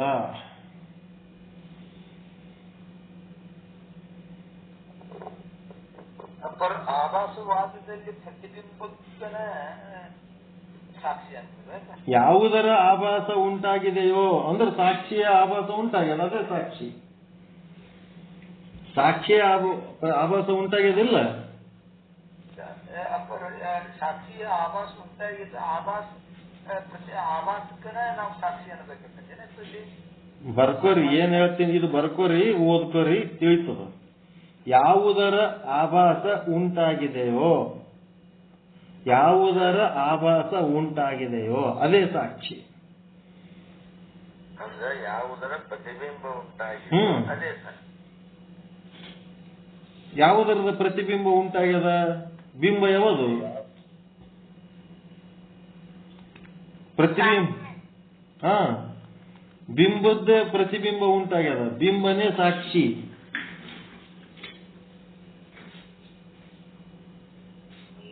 ಈ ಕಡೆ ಅಂತಃಕರಣ ಉಪಯುಕ್ತ ಸಾಕ್ಷಿ ಅವಶ್ಯಕ. ಅರ್ಥ ಆಯ್ತಾ ಇಲ್ಲ? ಅರ್ಥ ಆಯ್ತು. ಅವರಿಗೆ ಕಲ್ಯಾಣ, ಇವರಿಗೆ ಕಾಡಪ್ಪವರಿಗೆ ಯಾತ್ರದಿಂದ ಬಿಂಬದಿಂದನ ಆಭಾಸ ಉಂಟಾಗಿದೆ, ಅದೇ ಸಾಕ್ಷಿ. ಬಿಂಬದಿಂದನ ಆಭಾಸ ಪ್ರತಿಬಿಂಬ ಉಂಟಾಗಿದೆ ಅಂತ ಹೇಳಕ ಅದೇ ಸಾಕ್ಷಿ. ಅದೇ ಸಾಕ್ಷಿ. ಅದ್ರಾಗ ಆಭಾಸವಾದದೊಳಗ ಇಲ್ಲೇನದ ಅಂತಃಕರಣ ಉಪಯುಕ್ತ ಚೇತನವೇ ಸಾಕ್ಷಿ. ಉಪಯುಕ್ತ ಚೇತನ ಸಪರೇಟ್ ಇತ್ತು ನೋಡುದು ಅಂತಃಕರಣ.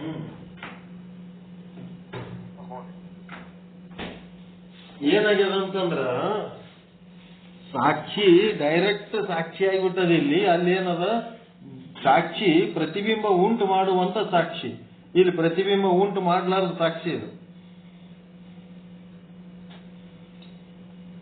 ಎದ್ರಾಗ ಅವಚ್ಛೇದವಾದದೊಳಗ ಪ್ರತಿಬಿಂಬ ಉಂಟು ಮಾಡಲಾರದ ಸಾಕ್ಷಿ. ಬಂಜಿ ಮಗ ಇದ್ದಂಗ. ಮಲಿನ ಅಂತಃಕರಣ ಮಲಿನ ಆಗ್ತೈತಿ ಅವಚ್ಛೇದವಾದದಲ್ಲಿ.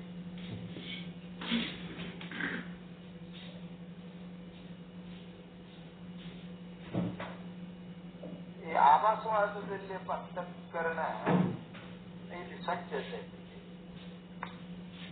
ಸ್ಥೂಲ ಶರೀರ ಮಲಿನ ಅದ, ಸೂಕ್ಷ್ಮ ಶರೀರ ಮುಚ್ಚಳ ಇದ್ದಂಗದು. ಸ್ಥೂಲ ಶರೀರ, ಸೂಕ್ಷ್ಮ ಶರೀರ ಕನ್ನಡಿ ಇದ್ದಂಗದ.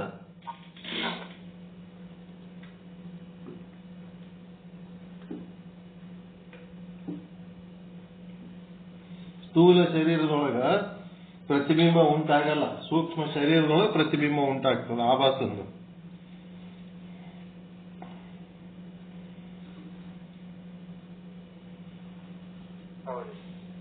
ಅದು ಪ್ರಿನ್ಸಿಪಲ್.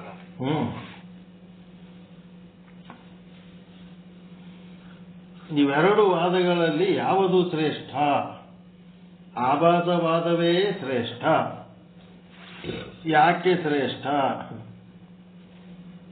ಅಂತ ಒಂದು ಪ್ರಶ್ನೆ, ಉತ್ತರ. ಅಂತಃಕರಣ ಅವಚ್ಛಿನ್ನ ಚೇತನವನ್ನೇ ಜೀವ ಅಥವಾ ಪ್ರಮಾತ ಅಂತ ಕರೆದರೆ ಅದು ಸಂಭವಿಸುವುದಿಲ್ಲ. ಘಟವು ಭೂತದ ಕಾರ್ಯವಾಗಿದೆ ಮತ್ತು ಅಂತಃಕರಣವೂ ಭೂತದ ಕಾರ್ಯವಾಗಿದೆ. ಘಟವು ಭೂತಗಳ ತಮೋಗುಣದ ಕಾರ್ಯವಾಗಿದೆ, ಮಲಿನವಿರುತ್ತದೆ. ಅಂತಃಕರಣವು ಭೂತಗಳ ಸತ್ವಗುಣ ಕಾರ್ಯವಾಗಿದೆ, ಸ್ವಚ್ಛವಿರುತ್ತದೆ. ಆದ್ದರಿಂದ ಅಂತಃಕರಣದಲ್ಲಿ ಚೇತನದ ಪ್ರತಿಬಿಂಬ ಸಂಭವಿಸುತ್ತದೆ ಮತ್ತು ಘಟ ಸ್ಥೂಲ ದೇಹಾದಿಗಳಲ್ಲಿ ಚೇತನದ ಪ್ರತಿಬಿಂಬ ಸಂಭವಿಸುವುದಿಲ್ಲ. ಆದ್ದರಿಂದ ಆಭಾಸರಹಿತವಾದ ಅಂತಃಕರಣ ವಿಶಿಷ್ಟ ಚೇತನವನ್ನ ಜೀವ ಎನ್ನುವುದು ಸರಿಯಲ್ಲ. ಆದ್ರೆ ಇದು ಜೀವ ಹೌದು. ಎಂತ ಜೀವ ಅಂದ್ರೆ ನಿಮ್ಮನ ಜೀವ, ಕೆಳಮಟ್ಟದ ಜೀವ ಇದು.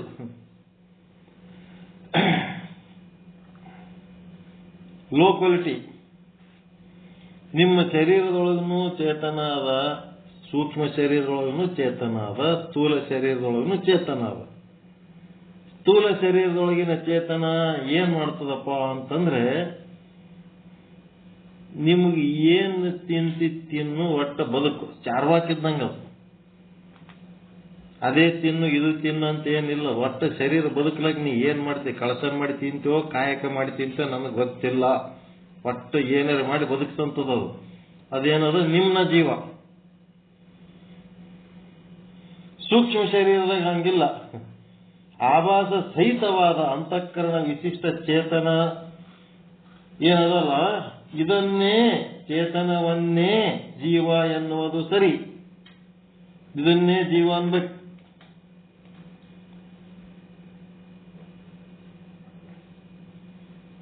ಉನ್ನತ ಜೀವ ಇದು. ನಿಮ್ನ ಜೀವದಲ್ಲಿ ವಿಮರ್ಶಾ ಶಕ್ತಿ ಇಲ್ಲ, ಉನ್ನತ ಜೀವದಲ್ಲಿ ವಿಮರ್ಶಾ ಶಕ್ತಿ ಇದೆ.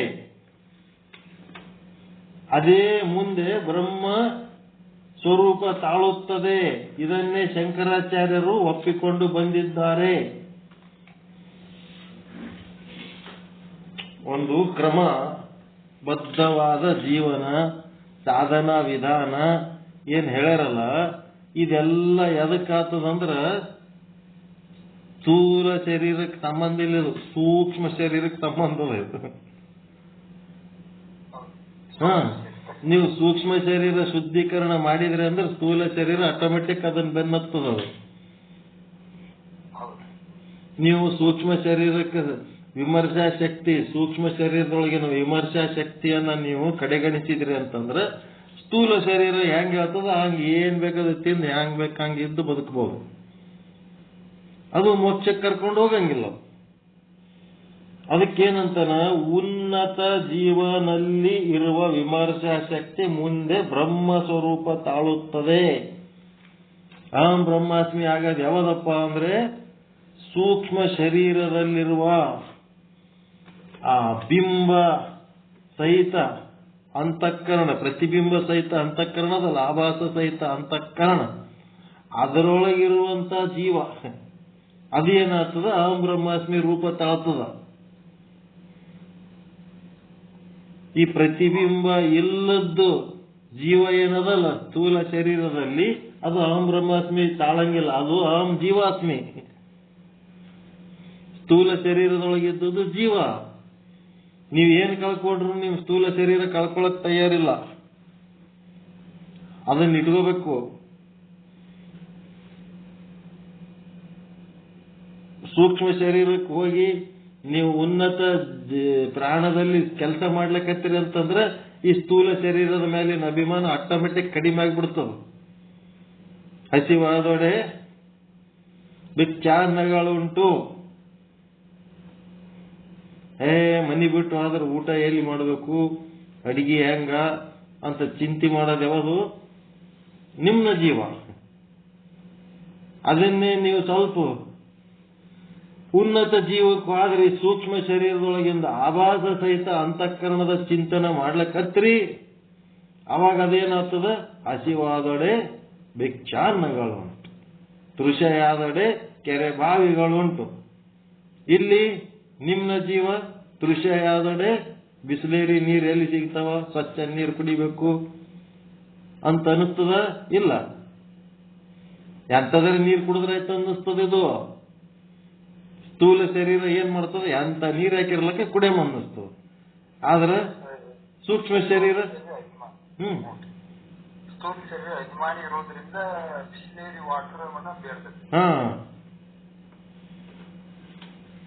ಹಾಗೆ ಇಲ್ಲೇನಾಗ್ತದ ಅಂತಂದ್ರ ಈ ಸ್ಥೂಲ ಶರೀರದ ಅಭಿಮಾನ ಕಡಿಮೆ ಹಾಕೋತ್ ಹೋಗ್ಬಿಡ್ತವ. ಕಡಿಮೆ ಹಾಕೋತ ಅದು ಬ್ರಹ್ಮ ಸ್ವರೂಪ ಆಗ್ತದ ಮುಂದ. ಎದರಾಗ ಆಭಾಸ ಸಹಿತ ಅಂತಃಕರಣ ಅವಚ್ಛಿನ್ನ ಚೇತನ ಜೀವ ಏನದಲ್ಲ ಅದು ಬ್ರಹ್ಮ ಸ್ವರೂಪ ಆಗ್ತದೆ. ಆಭಾಸ ರಹಿತ ಅಂತಃಕರಣ ಅವಚ್ಛಿನ್ನ ಚೇತನ ಏನದಲ್ಲ ಅದು ಬ್ರಹ್ಮ ಸ್ವರೂಪ ಆಗಲ್ಲ. ಅವಚ್ಛೇದವಾದದೊಳಗೆ ಹೇಳುವ ಜೀವ ಬ್ರಹ್ಮ ಸ್ವರೂಪ ಆಗಲ್ಲ. ಯಾಕಂದ್ರೆ ಅದರೊಳಗ ಬ್ರಹ್ಮನ ಪ್ರತಿಬಿಂಬನೇ ಇಲ್ಲ.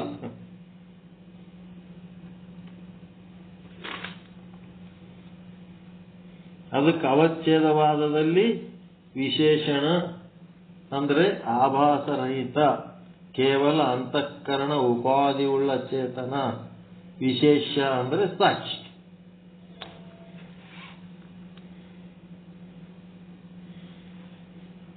ಅವಚ್ಛೇದವಾದದಲ್ಲಿ ವಿಶೇಷಣ ಅಂದ್ರೆ ಏನು?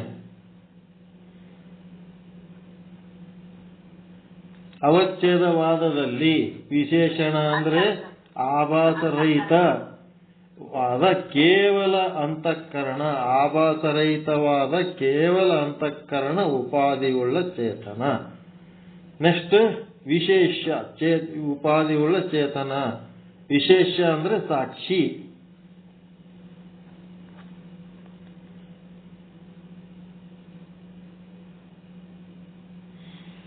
ಜೀವ, ಇಲ್ಲಿ ಜೀವ ಅಂದ್ರೆ ಕೂಟಸ್ಥ ಪ್ಲಸ್ ಅಂತಃಕರಣ ಅಷ್ಟೇ.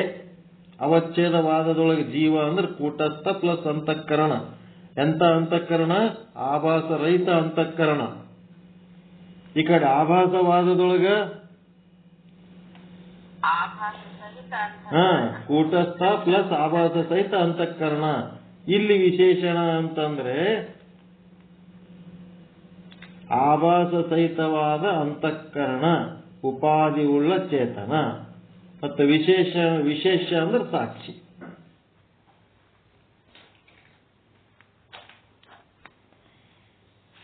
ಇಲ್ಲಿ ಏನದ? ಅವಚ್ಛೇದವಾದದೊಳಗ ಅಶುದ್ಧಕರಣ, ಶುದ್ಧ ಇಲ್ಲಿದು. ಆ ಕಡೆ ಆಭಾಸವಾದದೊಳಗ ಅಶುದ್ಧಕರಣ ಅಂದ್ರೆ ಸ್ಥೂಲ ಶರೀರ. ಮತ್ತೇನದ?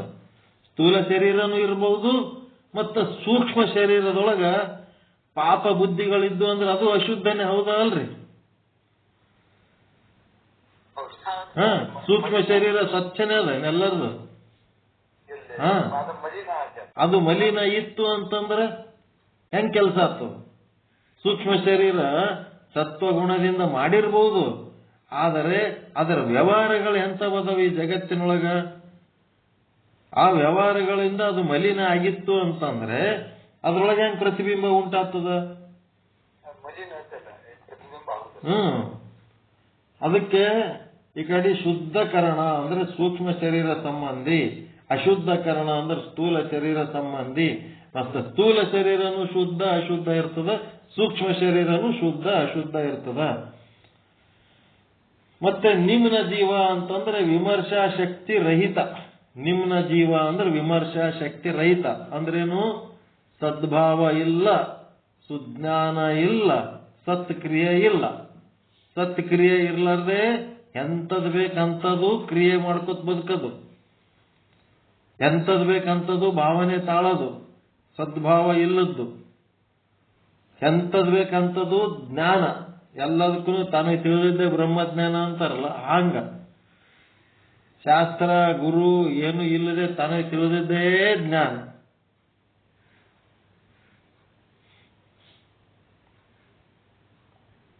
ಈ ಕಡೆ ಅಂಥದ್ದು ಅದ ನಮ್ಮೊಳಗೆ ಪ್ರಯೋಜನ ಬರುವುದಿಲ್ಲಲ್ಲ, ಹಂಗೆ ಇದೀವಿ ನಾವು. ನಿಮ್ನ ಜೀವಿಗಳದೀವಿ. ಇನ್ನ ನಿಮ್ನ ಜೀವಿಗಳು ಹೇಳಿದ್ರೆ ಇನ್ನ ನಿಮ್ನ ಜೀವಕ್ಕಾದ್ರೂ ಒಂದಿಟ್ಟು ಏನಾರ ಪದ್ಧತಿ ಅದು, ಅದಕ್ಕಿಂತ ಹತ್ತದೀವಿ ನಾವು. ನಾವು ಆಡೋ ಮಾತು, ನಮ್ಮ ಕೆಲಸ, ನಮ್ಮ ಆಲೋಚನೆ ನಿಮ್ನ ಜೀವಿಗಳಿಗಿಂತ ಹತ್ತದೀವಿ ನಾವು. ಉನ್ನತ ಜೀವದ ವರ್ಣನೆ ಮಾಡೋ ಎಲ್ಲರೂ ನಾವು ಉನ್ನತ ಜೀವಿಗಳು, ನಿಮ್ನ ಜೀವಿಗಳು ಮತ್ತೆ ಬೇರೆ ಯಾರೋ ಆದರೂ ತಿಳ್ಕೊಂಡಿರ್ತೀವಿ ನಾವು. ಹಂಗಿಲ್ಲ, ನಾವು ನಿಮ್ನ ಜೀವಿಗಳಿಗಿಂತ ನಿಮ್ನ ಜೀವಿಗಳದೀವಿ. ಇದು ತಿಳ್ಕೊಂಡು ಇದನ್ನು ಉಪಯೋಗ ಮಾಡಿಕೊಂಡು ಉನ್ನತ ಜೀವಿಗಳಾಗಬೇಕು. ಸದ್ಭಾವ, ಸುಜ್ಞಾನ, ಸತ್ಕ್ರಿಯೆ. ಉನ್ನತ ಜೀವ ಇದು ವಿಮರ್ಶಾ ಶಕ್ತಿ ಸಮೇತ ಭೂತಗಳ ತಮ ಅಂಶ ಗುಣದ ಉತ್ಪನ್ನ. ಅದು ಭೂತಗಳ ಸತ್ವಗುಣ ಅಂಶದ ಉತ್ಪನ್ನ. ಇದೇನಾಗ್ಯದ? ಅಂತಃಕರಣ ಇಲ್ಲಿ ಮಲೀನವಾಗ್ಯದ. ಅವಚ್ಛೇದವಾದದಲ್ಲಿ, ಆಭಾಸವಾದದಲ್ಲಿ ಅದು ಸ್ವಚ್ಛವಾಗಿದೆ. ಇಲ್ಲಿ ಅವಚ್ಛೇದವಾದದಲ್ಲಿ ಇಲ್ಲಿ ಅಂತಃಕರಣಕ್ಕ ಏನದ? ಪ್ರತಿಬಿಂಬ ಗ್ರಹಣ ಮಾಡುವ ಸಾಮರ್ಥ್ಯವಿಲ್ಲ. ಇಲ್ಲಿ ಏನದ? ಆಭಾಸವಾದದೊಳಗ ಸ್ವಚ್ಛ ಇದ್ದದ್ದಕ್ಕ ಇದೇನ್ ಮಾಡ್ತದ? ಪ್ರತಿಬಿಂಬ ಗ್ರಹಣ ಮಾಡುವ ಸಾಮರ್ಥ್ಯವಿದೆ. ಮತ್ತು ಬರೀ ಸ್ಥೂಲ ಅವಚ್ಛೇದವಾದ ಅಂದ್ರೆ ಬರೀ ಸ್ಥೂಲ ಶರೀರಕ್ಕೆ ಅಷ್ಟೇ ಸಂಬಂಧ ಅಲ್ಲ. ಸ್ಥೂಲ ಶರೀರ ಹೊಲಸಿದ್ದಾಗ ಅವಚ್ಛೇದವಾದ, ಸೂಕ್ಷ್ಮ ಶರೀರ ಹೊಲಸಿದ್ದಾಗ ಅವಚ್ಛೇದವಾದ. ಅಂದ್ರೆ ಪ್ರತಿಬಿಂಬ ಗ್ರಹಣ ಮಾಡಲಿಕ್ಕೆ ಅಯೋಗ್ಯವಾಗಿರುವಾಗ. ಮತ್ತೆ ಸ್ಥೂಲ ಶರೀರ ಅದು ಪರಮಾತ್ಮನನ್ನ ಗ್ರಹಣ ಮಾಡುವಂತ ಸಾಮರ್ಥ್ಯ ಹೊಂದಿದಾಗ, ಅಂತಃಕರಣ ಪರಮಾತ್ಮನನ್ನ ಗ್ರಹಣ ಮಾಡುವಂತ ಸಾಮರ್ಥ್ಯ ಹೊಂದಿದಾಗ ಅದು ಆಭಾಸವಾದ. ಒಳಗೆ ಗ್ರಹಣ ಮಾಡುವ ಸಾಮರ್ಥ್ಯ.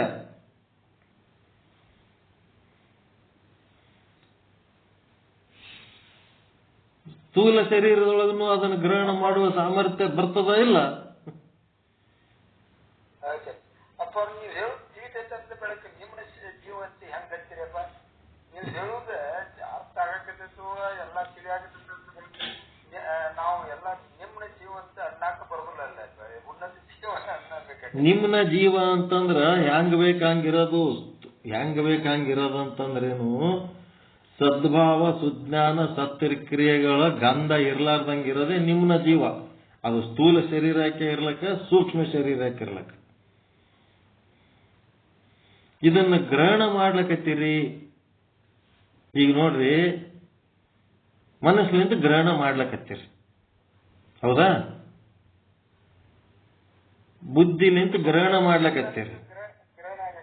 ಬುದ್ಧಿಲಿಂತ ಗ್ರಹಣ ಮಾಡ್ಲಕತ್ತೀರಿ, ಮನಸ್ಸಿಲಿಂತ ಗ್ರಹಣ ಮಾಡ್ಲಕತ್ತೀರಿ, ಎಲ್ಲ ರೀತಿಲಿಂತ ಗ್ರಹಣ ಮಾಡ್ಲಕತ್ತೀರಿ. ಮತ್ತ ಒಂದೇನಾರ ಕಿಂತದ್ ಓದ್ರಿ, ಕಿಂತದ್ ಹೇಳ್ರಿ, ಕಿಂತದ್ ಮಾಡ್ಕೊಂಡು ಬರ್ರಿ ಅಂತಂದ್ರೆ ಕಲ್ಲು ಕುತ್ತಂಗ ಕುಂದರ್ಲಕತ್ತೀರಿ. ನಾ ಹೇಳೋ ಮಾತು ನಿಮ್ಮ ಸ್ಥೂಲ ಶರೀರದೊಳಗೆ ಪ್ರತಿಬಿಂಬ ಮಾಡ್ಕೊಳ್ತಾ ಇಲ್ಲದು. ನಿಮ್ಮ ಸ್ಥೂಲ ಶರೀರದೊಳಗೆ ಇದು ಕೆಲಸ ಮಾಡ್ಲಕತ್ತದ. ಇದು ತನು ಕರಗದವರಲ್ಲಿ ಮಜ್ಜನವನ್ ಅಲ್ಲೇ ಅಯ್ಯ ನೀನು. ತನು ಎಲ್ಲಿ ಕರಗ್ಲಕತ್ತದ ನಿಮ್ಮದು? ಒಂದ್ ಅಕ್ಷರ ಬರಿಲಕ್ ತಯಾರಿಲ್ಲ, ಒಂದ್ ಅಕ್ಷರ ಚಂದ ಹೇಳಕ್ ತಯಾರಿಲ್ಲ. ನಿಮ್ಮ ಸ್ಥೂಲ ಶರೀರದಲ್ಲಿ ನಾನು ಹೇಳಿದ ಮಾತು ಪ್ರತಿಬಿಂಬ ಆಗ್ಲಕತ್ತದೇನು? ಇಲ್ಲ. ಬಾಯಿಲೆ ಮಾತಾಡ್ತೀರಿ, ಮನಸ್ಸಿನಾಗ ತಿಳ್ಕೊಳಕತ್ತೀರಿ ಅಷ್ಟೇ. ಆಕ್ಟಿವ್ ಆಗಿ ಎಲ್ಲಿ ಮಾಡ್ಲಕತ್ತೀರಿ?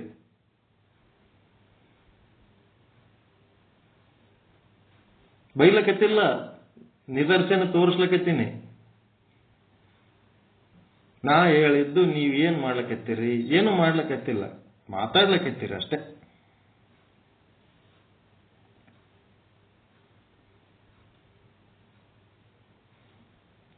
ಇದು ಗಪ್ ಕುಂದರದರ ಅರ್ಥ ಏನು? ಜಡ ಪ್ರವೃತ್ತಿ. ಸುತ್ತಮುತ್ತ ಕಲ್ಲ ಮಣ್ಣ ಗಾಡಿ ಎಲ್ಲ ಗಪ್ ಕೂತಾವ, ಅದ್ರಾಗ ನೀವು ಒಂದು ಅಷ್ಟೇ. ಆಭಾಸ ಗ್ರಹಣ ಮಾಡುವ ಯೋಗ್ಯತೆನೇ ಇಲ್ಲ ನಿಮಗ, ಅಯೋಗ್ಯರು. ಆಯ್ತ್ರಿ ಮಾಡ್ತೀನಿ ಅಂತ ಸಹಿತ ಬಾಯಿಗೆ ಬರಂಗಿಲ್ಲ, ಗಪ್ ಕೂತ್ ಬಿಡ್ತೀರಿ. ಎಷ್ಟು ನೀಚತನ ಅದ ಗೊತ್ತ ಒಳಗ. ನಾಚಿಕೆ ಬರ್ಬೇಕು ಕೇಳಕ್ಕ. ನಿಮ್ನ ಜೀವ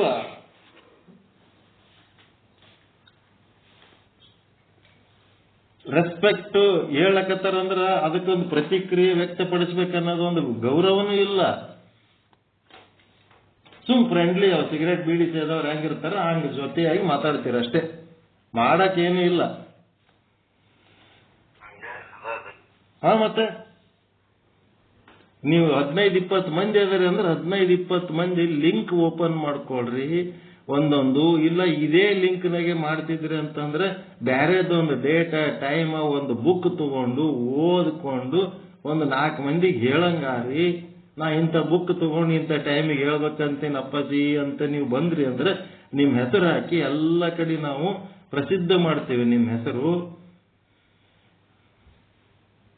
ಎಲ್ಲಾ ಕಡೆ ಫೇಮಸ್ ಮಾಡ್ತೀವಿ, ನೀವು ಫೇಮಸ್ ಅದರಿ. ಇನ್ನೊಂದಿಟ್ಟು ಹೇಳ್ತೀವಿ, ಆ ಟೈಮಿಗೆ ಕಮಿಟ್ ಆಗಿ ಕುಂತು ಒಂದಿಷ್ಟು ಕೆಲಸ ಮಾಡ್ಲಿಕ್ಕೆ ತಯಾರಿಲ್ಲ, ಗಪ್ಪ ಕೂತ್ ಬಿಡವ. ನಿಮ್ಮನ ಜೀವ ಅಲ್ಲದೆ ಮತ್ತೇನು ಉನ್ನತ ಜೀವ ಅಂತ ತಿಳ್ಕೊಂಡಿರ ನೀವು? ನಿಮ್ ಮನಿ ಕಟ್ಟಲ್ಲಿ ಲೇಬರ್ಗಳು ಬಂದಾಗ ಹಂಗೆ ಗಪ್ಪ ಕುಂದ್ರಿ. ಇಲ್ಲಿ ಸತ್ಸಂಗದಾಗ ಆದ್ರೆ ಗಪ್ಪ ಕುಂದ್ರಲಕ್ ಬರ್ತದ. ಮತ್ ನಿಮ್ಮ ಬೇರೆ ಬೇರೆಯವ್ರ ಸಂಸಾರದ ಅವಶ್ಯಕತೆಗಳು ಏನಾರ ಬಿದ್ದತ್ನಾಗ ಹೆಣತಿ ಏನಾರ ತಗೊಂಡು ಬಾ ಅಂದಾಗ ಹಿಂಗೆ ಗಪ್ಪ ಕುಂದ್ರಿ. ನಿಮ್ಮ ಮಕ್ಕಳು ಮೊಮ್ಮಕ್ಕಳು ಏನಾರ ತಾತ ಕಿಂತದ್ ಬೇಕು ಅಂತ ಕೇಳಿದಾಗ ಹಿಂಗೆ ಗಪ್ಪ ಕುಂದ್ರಿ, ಗೊತ್ತಾಗ್ತದೆ ನಿಮ್ಗೆ. ನೀವು ನಿಮ್ಮನ ಇದೀರ ಅಲ್ಲಿ ಭಾರಿ ಉನ್ನತ. ಅವ್ರು ಏನು ಹೇಳಿಲ್ಲ ಅಂದ್ರೆ ಸಹಿತ ಒತ್ತಿ ಒತ್ತಿ ಕೇಳಿ ಕೇಳಿ ಉನ್ನತ ಜೀವಿಗಳು ಏನ್ ಬೇಕದು ಮಾಡ್ಲಿಕ್ಕೆ ತಯಾರಾದ್ರಿ. ಅಲ್ಲಿ ಇಲ್ಲಿ ಮಾಡ್ಲಿಕ್ಕೆ ತಯಾರಿಲ್ಲ. ಸಂಸಾರದೊಳಗೆ ಉನ್ನತ ಜೀವಿಗಳು, ನಿಮಗಿಂತ ಉನ್ನತ ಮತ್ತಾರೂ ಇಲ್ಲ.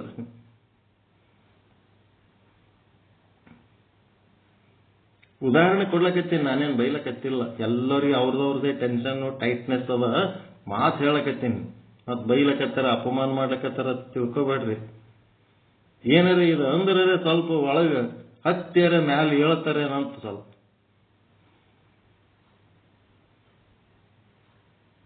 ಅವು ಕರೆಂಟ್ ಕೊಡ್ತಾರಲ್ಲ ಇದಾದಾಗ ಜುಮ್ ಬಿಡದಾಗ ಹಂಗ ಕರೆಂಟ್ ಕೊಟ್ಟರೆ ಜುಮ್ ಬಿಡ್ತದೆ ಅಂತೀವ್ರು.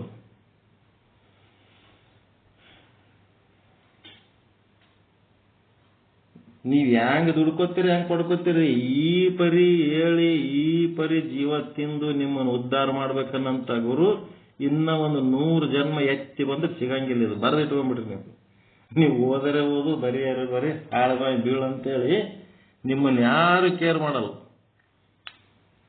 ನಿಮ್ಗೆ ಶಾಲಿ ಕೆಲಸ ಮಾಸ್ತರ್ ಸಹಿತ ಇಟ್ಟು ಹೇಳಿರ್ಲಕ್ಕಿಲ್ಲ ಶಾಲಿ ಕೆಲಸ.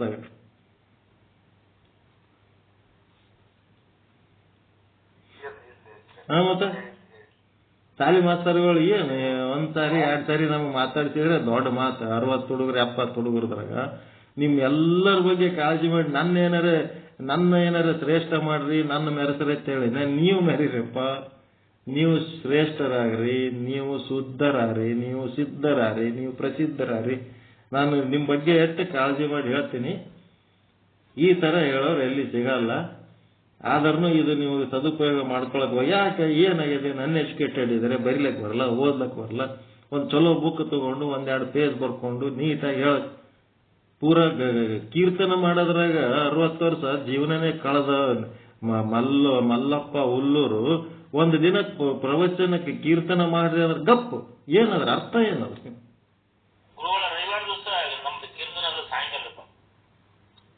ರವಿವಾರ ಸಾಯಂಕಾಲ ಎಲ್ಲಿ? ಈ ಟೈಮ್ನಾಗ ಬರ್ಬೇಡ್ರಿ. ರವಿವಾರ ಸಂಜೆಗೆ ಟೈಮ್ ಹೇಳ್ರಿ. ಟೈಮ್ ಹೇಳ್ರಿ, ನೀವ್ ಯಾವಾಗ ಮಾಡ್ಬೇಕತ್ತೀರಿ?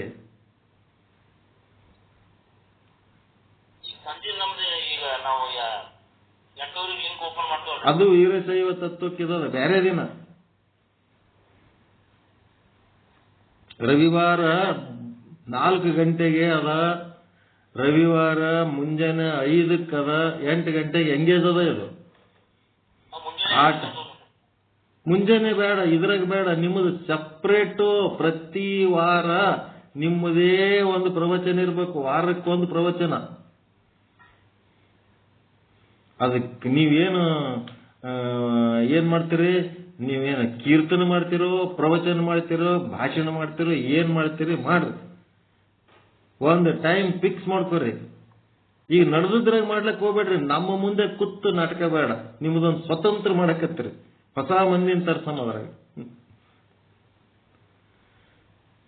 ರಂಗ ಮಂದಿರದಾಗ ಮಾಡ್ರಿ ಅಂತಂದ್ರೆ ಇಲ್ಲ, ನಿಮ್ ಮುಂದೆ ಮಾಡ್ತೀವಿ ಅಂತೀರಿ ನೀವು.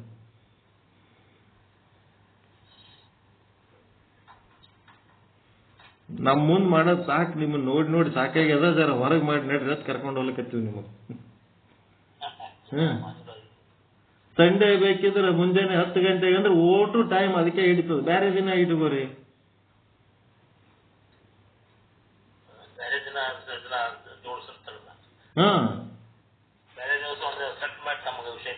ಬೇರೆ ದಿನ ಸೆಟ್ ಮಾಡಿ ಆ ಟೈಮಿಗೆ ನೀವು ಇದು ಮಾಡ್ಬಿಡ್ರಿ, ಹೇಳ್ಬಿಡ್ರಿ ಈ ಟೈಮಿಗೆ ನಾ ಮಾಡ್ತೀನಿ ಅಂತ. ಅದು ಡೇಟ ಟೈಮ್ ಹೆಸರು ಹಾಕಿ ಎಲ್ಲ ಕಡೆ ಗ್ರೂಪಿಗೆ ಕಳಿಸಮು. ಮತ್ ನಿಮ್ಮ ಎಲ್ಲರದು ಫ್ರೆಂಡ್ಶಿಪ್ ಯಾರ್ಯಾರು ಗ್ರೂಪ್ ಅದ ಎಲ್ಲರೂ ಕಳಿಸ್ರಿ. ಈ ರೀತಿ ಒಂದು ಗ್ರಂಥ ಇದಕ್ಕೆ ಸಂಬಂಧಪಟ್ಟಂತೆ ಒಂದು ಪ್ರವಚನ ಕೀರ್ತನ ಹಿಂಗ್ ಮಾಡ್ಲಕತ್ತಾರ ಅಂತೇಳಿ ಹೇಳಿದ್ರ ನಿಮ್ದೊಂದು ಟೈಮ್ ಇದ್ರಾಗ ಮಾಡ್ಲಕ್ ಹೋಗ್ಬೇಡ್ರಿ. ಇದ್ರಾಗ ಮುಗೀತು. ಇದ್ರಾಗ ನಾನೇ ಹಿಂದಕ್ಕೆ ತರ್ಕೊಳಕತ್ತೀನಿ. ಎಲ್ಲರೂ ಹಿಂದಕ್ಕೆ ತರ್ಕೋಬೇಕು. ಇವು ಹೊಸ ಮಂದಿಗೆ ಅವಕಾಶ ಕೊಟ್ಬಿಡ್ಬೇಕು. ಅವರೇ ಮಾಡ್ಕೊತ ಹೋಗ್ತಾರ. ಸಂಡೇ 10 ಗಂಟೆಗೆ ಇಟ್ಕೊಂಡ್ರ ಮತ್ ಮುಂಜಾನೆ 9 ತನಕ ಇದೇ ಮಾಡಿರ್ತೀವಿ. 10ಕ್ಕೆ ಯಾರು ಸಿಗ್ತಾರ? ಹೌದೌದು, ಓದ್ತಾರ. ಸಂಜೆಗೆ 6ಕ್ಕೆ ಸಂಡೇ ಇದು 4 ರಿಂದ 6 ಇದು ಮಹಿಳಾ ಪೀಠ ಆಗ್ತದ. ಬ್ಯಾಡಲ್ ಶನಿವಾರ ಇಟ್ಕೋರಿ. ಅದೇ ರವಿವಾರ 3 ಪ್ರೋಗ್ರಾಮ್ ಆತವ.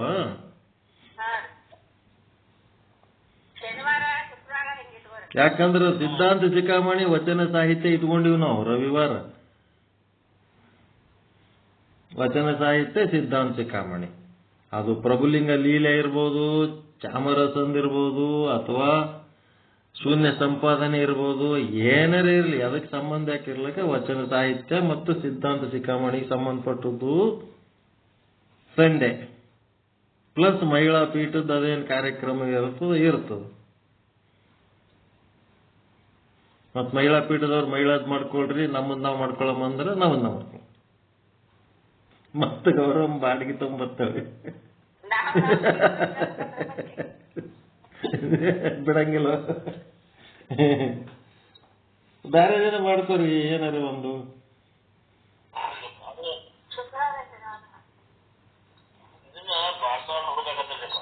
ಏನ್ರಿ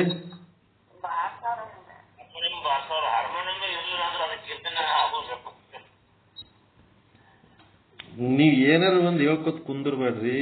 ಅದು ಇಲ್ಲದೆ ಮಾಡೋದಕ್ಕೆ ಮಾಡ್ರಿ, ಏನಿದ್ದ ಅದು ಇಲ್ಲ ಅದು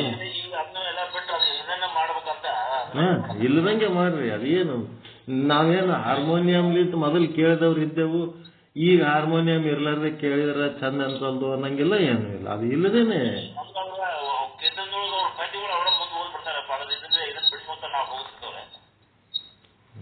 ನಾವೆಲ್ಲ ನೀವು ಮಾಡ್ಕೋಬೇಕಪ್ಪ ಕೌಶಲ್ಯ.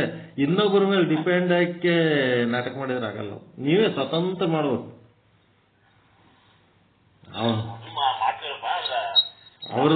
ಅವ್ರ ಮೇಲೆ ಡಿಪೆಂಡ್ ಆಗಿ ಎಲ್ಲ ನೀವೇ ಸ್ವತಂತ್ರ ಓದ್ರಿ, ಹೇಳ್ರಿ, ಎಕ್ಸ್ಪ್ಲೇನ್ ಮಾಡ್ರಿ. ಇಲ್ಲ ಅದೇನು ಬ್ಯಾಡ್ ಅಂದ್ರೆ ಬರೀ ಅರ್ಥ ಹೇಳ್ಕೊತ ಹೋಗ್ಬಿಡ್ರಿ, ಕತೆ ಹೇಳ್ಕೊತ ಹೋಗ್ಬಿಡ್ರಿ. ಅವು ಶ್ಲೋಕಗಳು ಅವೆಲ್ಲ ಎದಕ್ ಬೇಕು? ಬಿಟ್ಟಕ್ಕೆ ನೀವು ಕತೆ ಹೇಳಿದ್ರೆ ಎಲ್ಲರಿಗೂ ತಿಳಿಯಂಗ ಸರಳವಾದ ಕತೆ ಹೇಳ್ಬಿಡ್ರಿ.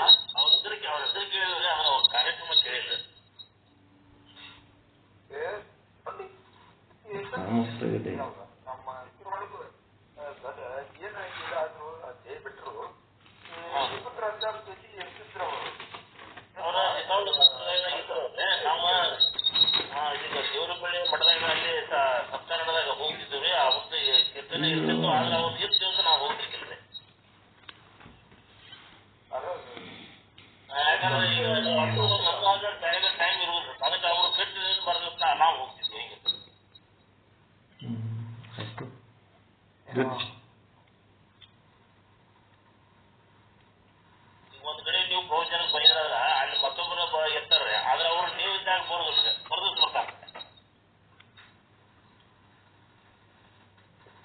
ನಾವು ಸಣ್ಣಾಗಿದ್ದಾಗ ಕೇಳ್ತೀವಿ, ಅದು 6ನೇ ಇದ್ದಾಗ ನಮ್ಮ ಮನೆಗೆ ಬಂದಿದ್ರು ಅವರು ಶ್ರೀಪುತ್ರ ಅಂತವರು. ಅವರು ಎಂತ ದಿನ ಶಾಸ್ತ್ರ ಅಭ್ಯಾಸ ಇತ್ತು. ಅದ ಇದ್ರು ಚಿತ್ತಾವಣ ಸಾಂಪ್ರದಾಯ, ಇವು ಅದ್ವೈತ ಸಾಂಪ್ರದಾಯ ಇದ್ರು.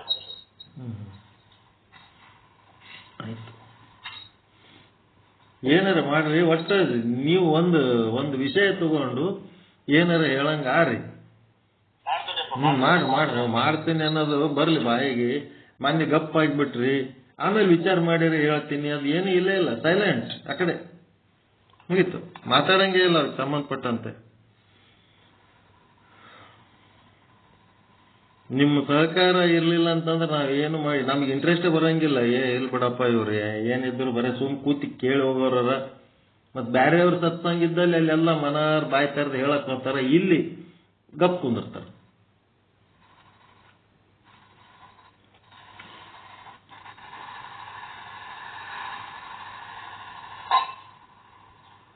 ಎಲ್ಲ ಹಿಂಗೆ ಏನಾಕಿರ್ಲಕ್ಕ ನೋಡ್ರಿ, ವಿಚಾರ ಮಾಡಿ. ಇನ್ನ ಒಂದ್ ಯಾವ್ದಾರ ಪ್ರತಿ ವಾರ ಇರ್ಬೇಕು, ವಾರಕ್ಕೊಂದು ನಿಮ್ಗೆ ಅವಕಾಶ ಮಾಡಿ ಕೊಟ್ಟು ಬಿಡ್ತದಲ್ಲ, ಅದು ಆಟೋಮೆಟಿಕ್ ನಡೀತಿರ್ಬೇಕು. ಅದಕ್ಕೆ ಇನ್ನೊಬ್ರದ್ದು ಹೆಲ್ಪ್ ತಗೋಬೇಕು. ಯಾರ್ಯಾರಿಗೆ ಫೋನ್ ಮಾಡ್ಬೇಕು, ಏನೇನ್ ಮಾಡ್ಬೇಕು, ಇನ್ನೊಬ್ರಿಗೆ ಜೋಡ್ ಮಾಡ್ಕೊಂಡು ಒಬ್ರು ಇನ್ನೊಬ್ರು ಕೆಲಸ ಮಾಡ್ಕೊಂಡು ಅದಕ್ಕೆ ತಕ್ಕಂತೆ ಸೂಕ್ತ ತಯಾರಿ ಮಾಡ್ಕೋಬೇಕು. ಏನ್ ಮಾಡ್ಬೇಕೈತಿ, ನಿಮ್ಮೊಳಗೆ ಏನ್ ಕೌಶಲ್ಯ ಅದ ಪ್ರಕಟಪಡಿಸ್ರಿ. ಬರೀ ನಮ್ಮದೇ ಕೇಳೋದಾಯ್ತು. ನಿಮ್ ಒಳಗಿನ ಕೌಶಲ್ಯಗಳು ಹೊರಗೆ ಬರ್ಲಿ. ಈಗ ಬರೋದಕ್ಕ ಮೊದಲು ಬರೋದಕ್ಕ ವ್ಯತ್ಯಾಸ ಅದ. ಈಗ ನಿಮ್ಗೆ ಸಂಪೂರ್ಣ ಅರ್ಥ ಆಗ್ಯದ, ಮೊದಲು ಇಷ್ಟೊಂದು ಅರ್ಥ ಆಗಿದ್ದಿಲ್ಲ, ಹೌದಲ್ರಿ? ತತ್ವಜ್ಞಾನ. ಮತ್ತೆ ಈಗ ನೀವು ಹೇಳೋದಕ್ಕ ಮೆಚುರಿಟಿ ಅಂತಾರ, ಇದಕ್ಕ ಪ್ರಬುದ್ಧತೆ ಅಂತಾರ. ಈಗ ಹೇಳೋದಕ್ಕೆ ಬಹಳ ವ್ಯತ್ಯಾಸ ಆಗ್ತದೆ. ಮೊದಲಿಂದಕ್ಕ ಈಗಿಂದಕ್ಕ ಅರ್ಥ ಮಾಡ್ಕೊಂಡು ಹೇಳೋದಕ್ಕ ಮೊದಲು ಹೇಳಿದ್ದಕ್ಕ. ನೀವು ಕೆಲಸ ಚಾಲು ಮಾಡ್ರಿ, ಇನ್ನ ಒಂದು ವಾರ ಟೈಮ್ ತಗೊಳ್ರಿ, ಪೂರ್ವ ಸಿದ್ಧತೆ ಮಾಡ್ಕೊಂಡು ಇಂಥ ದಿನ ಹೇಳ್ತೀನ್ರಿ ಅಂತಂದ್ರೆ ಹಾಕಿಬಿಡ್ತೀವಿ. ಎಲ್ಲಾ ಕಡೆ ಯಾರ್ಯಾರು ಜಾಯಿನ್ ಆಗೋರು ಆಗ್ತಿರ್ತಾರೆ. ಶುದ್ಧ ಬ್ರಹ್ಮಜ್ಞಾನ ಪೀಠ ಅನ್ನೋದು ಹೆಸರು ತೆಗೆದು ಬೇರೆ ಏನಾರ ಸ್ಪೆಷಲ್ ಹೆಸರು ಇಟ್ಬಿಡ್ರಿ.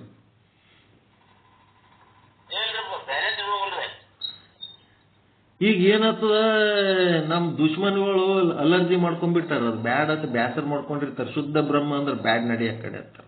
ಅದಕ್ಕೊಂದು ಹೊಸ ಹೆಸರಿಡ್ರಿ, ನಿಮ್ಮದೇ ಒಂದು ಸ್ವಂತ ಬೆಳಕು ಮಾಡ್ಕೋರಿ. ನಮ್ಮಿಂದ ನಾವು ಇರ್ತೀವಿ. ನಾವು ಮಲ್ಲಪ್ಪ ಹುಲ್ಲೂರವರು ಇಂಥ ಒಂದು ಕಾರ್ಯಕ್ರಮ ಮಾಡ್ಲಕತ್ತಾರ ಅಂತೇಳಿ ಎಲ್ಲ ಕಡೆ ನಾವು ಹಾಕ್ತೀವಿ. ಅಶುದ್ಧ ಬ್ರಹ್ಮ ಪೀಠ ಅನ್ನೋ ಹೆಸರ ಈ ವಿಚಾರ ಸಾಗರಕ್ಕಷ್ಟೇ ಸೀಮಿತ ಇರಲಿ. ನೀವು ಸ್ವತಃ ಏನ್ ಮಾಡ್ಬೇಕಂತೀರಿ, ನಿಮ್ಮದೇ ಒಂದು ಸ್ವಂತ ಹೆಸರು, ಸ್ವಂತ ಬೆಳಕು ಮಾಡ್ಕೋರಿ.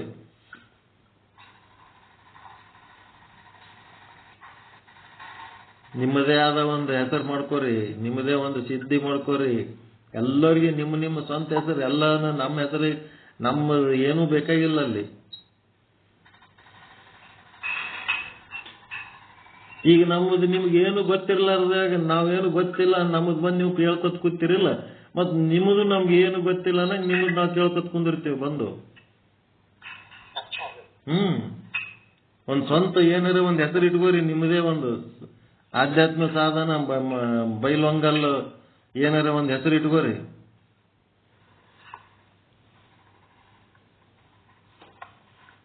ಮಾಡ್ರಿ ಒಂದ್ ಸ್ವಂತ ವಿಚಾರ, ಸ್ವತಂತ್ರವಾಗಿ ಆ ಪರಮಾತ್ಮನ ಬಗ್ಗೆ ಚಿಂತನೆ ಮಾಡಲಕತ್ತೀರಿ ಅಂತಂದ್ರೆ ಅವನೇ ಒಂದ್ ಹೆಸರು ಕೊಟ್ಟು ಬಿಡ್ತಾನೆ. ಶುದ್ಧ ಬ್ರಹ್ಮ ಅಂತ ಹೆಂಗ್ ಕೊಟ್ಟಾನ ಹಂಗ್ ಕೊಡ್ತಾನೆ, ನಿಮ್ಗೆ ಕೊಡ್ತಾನ. ಚಿಂತನದಾಗ ತೊಡಗಿದ್ರಿ ಅಂದ್ರೆ ಎಲ್ಲ ಸಿಗ್ತದ. ढूंढे ಭಗವಾನ್ ಬಿ ಮಿಲ್ತಾ ಹೈ ಅಂತ.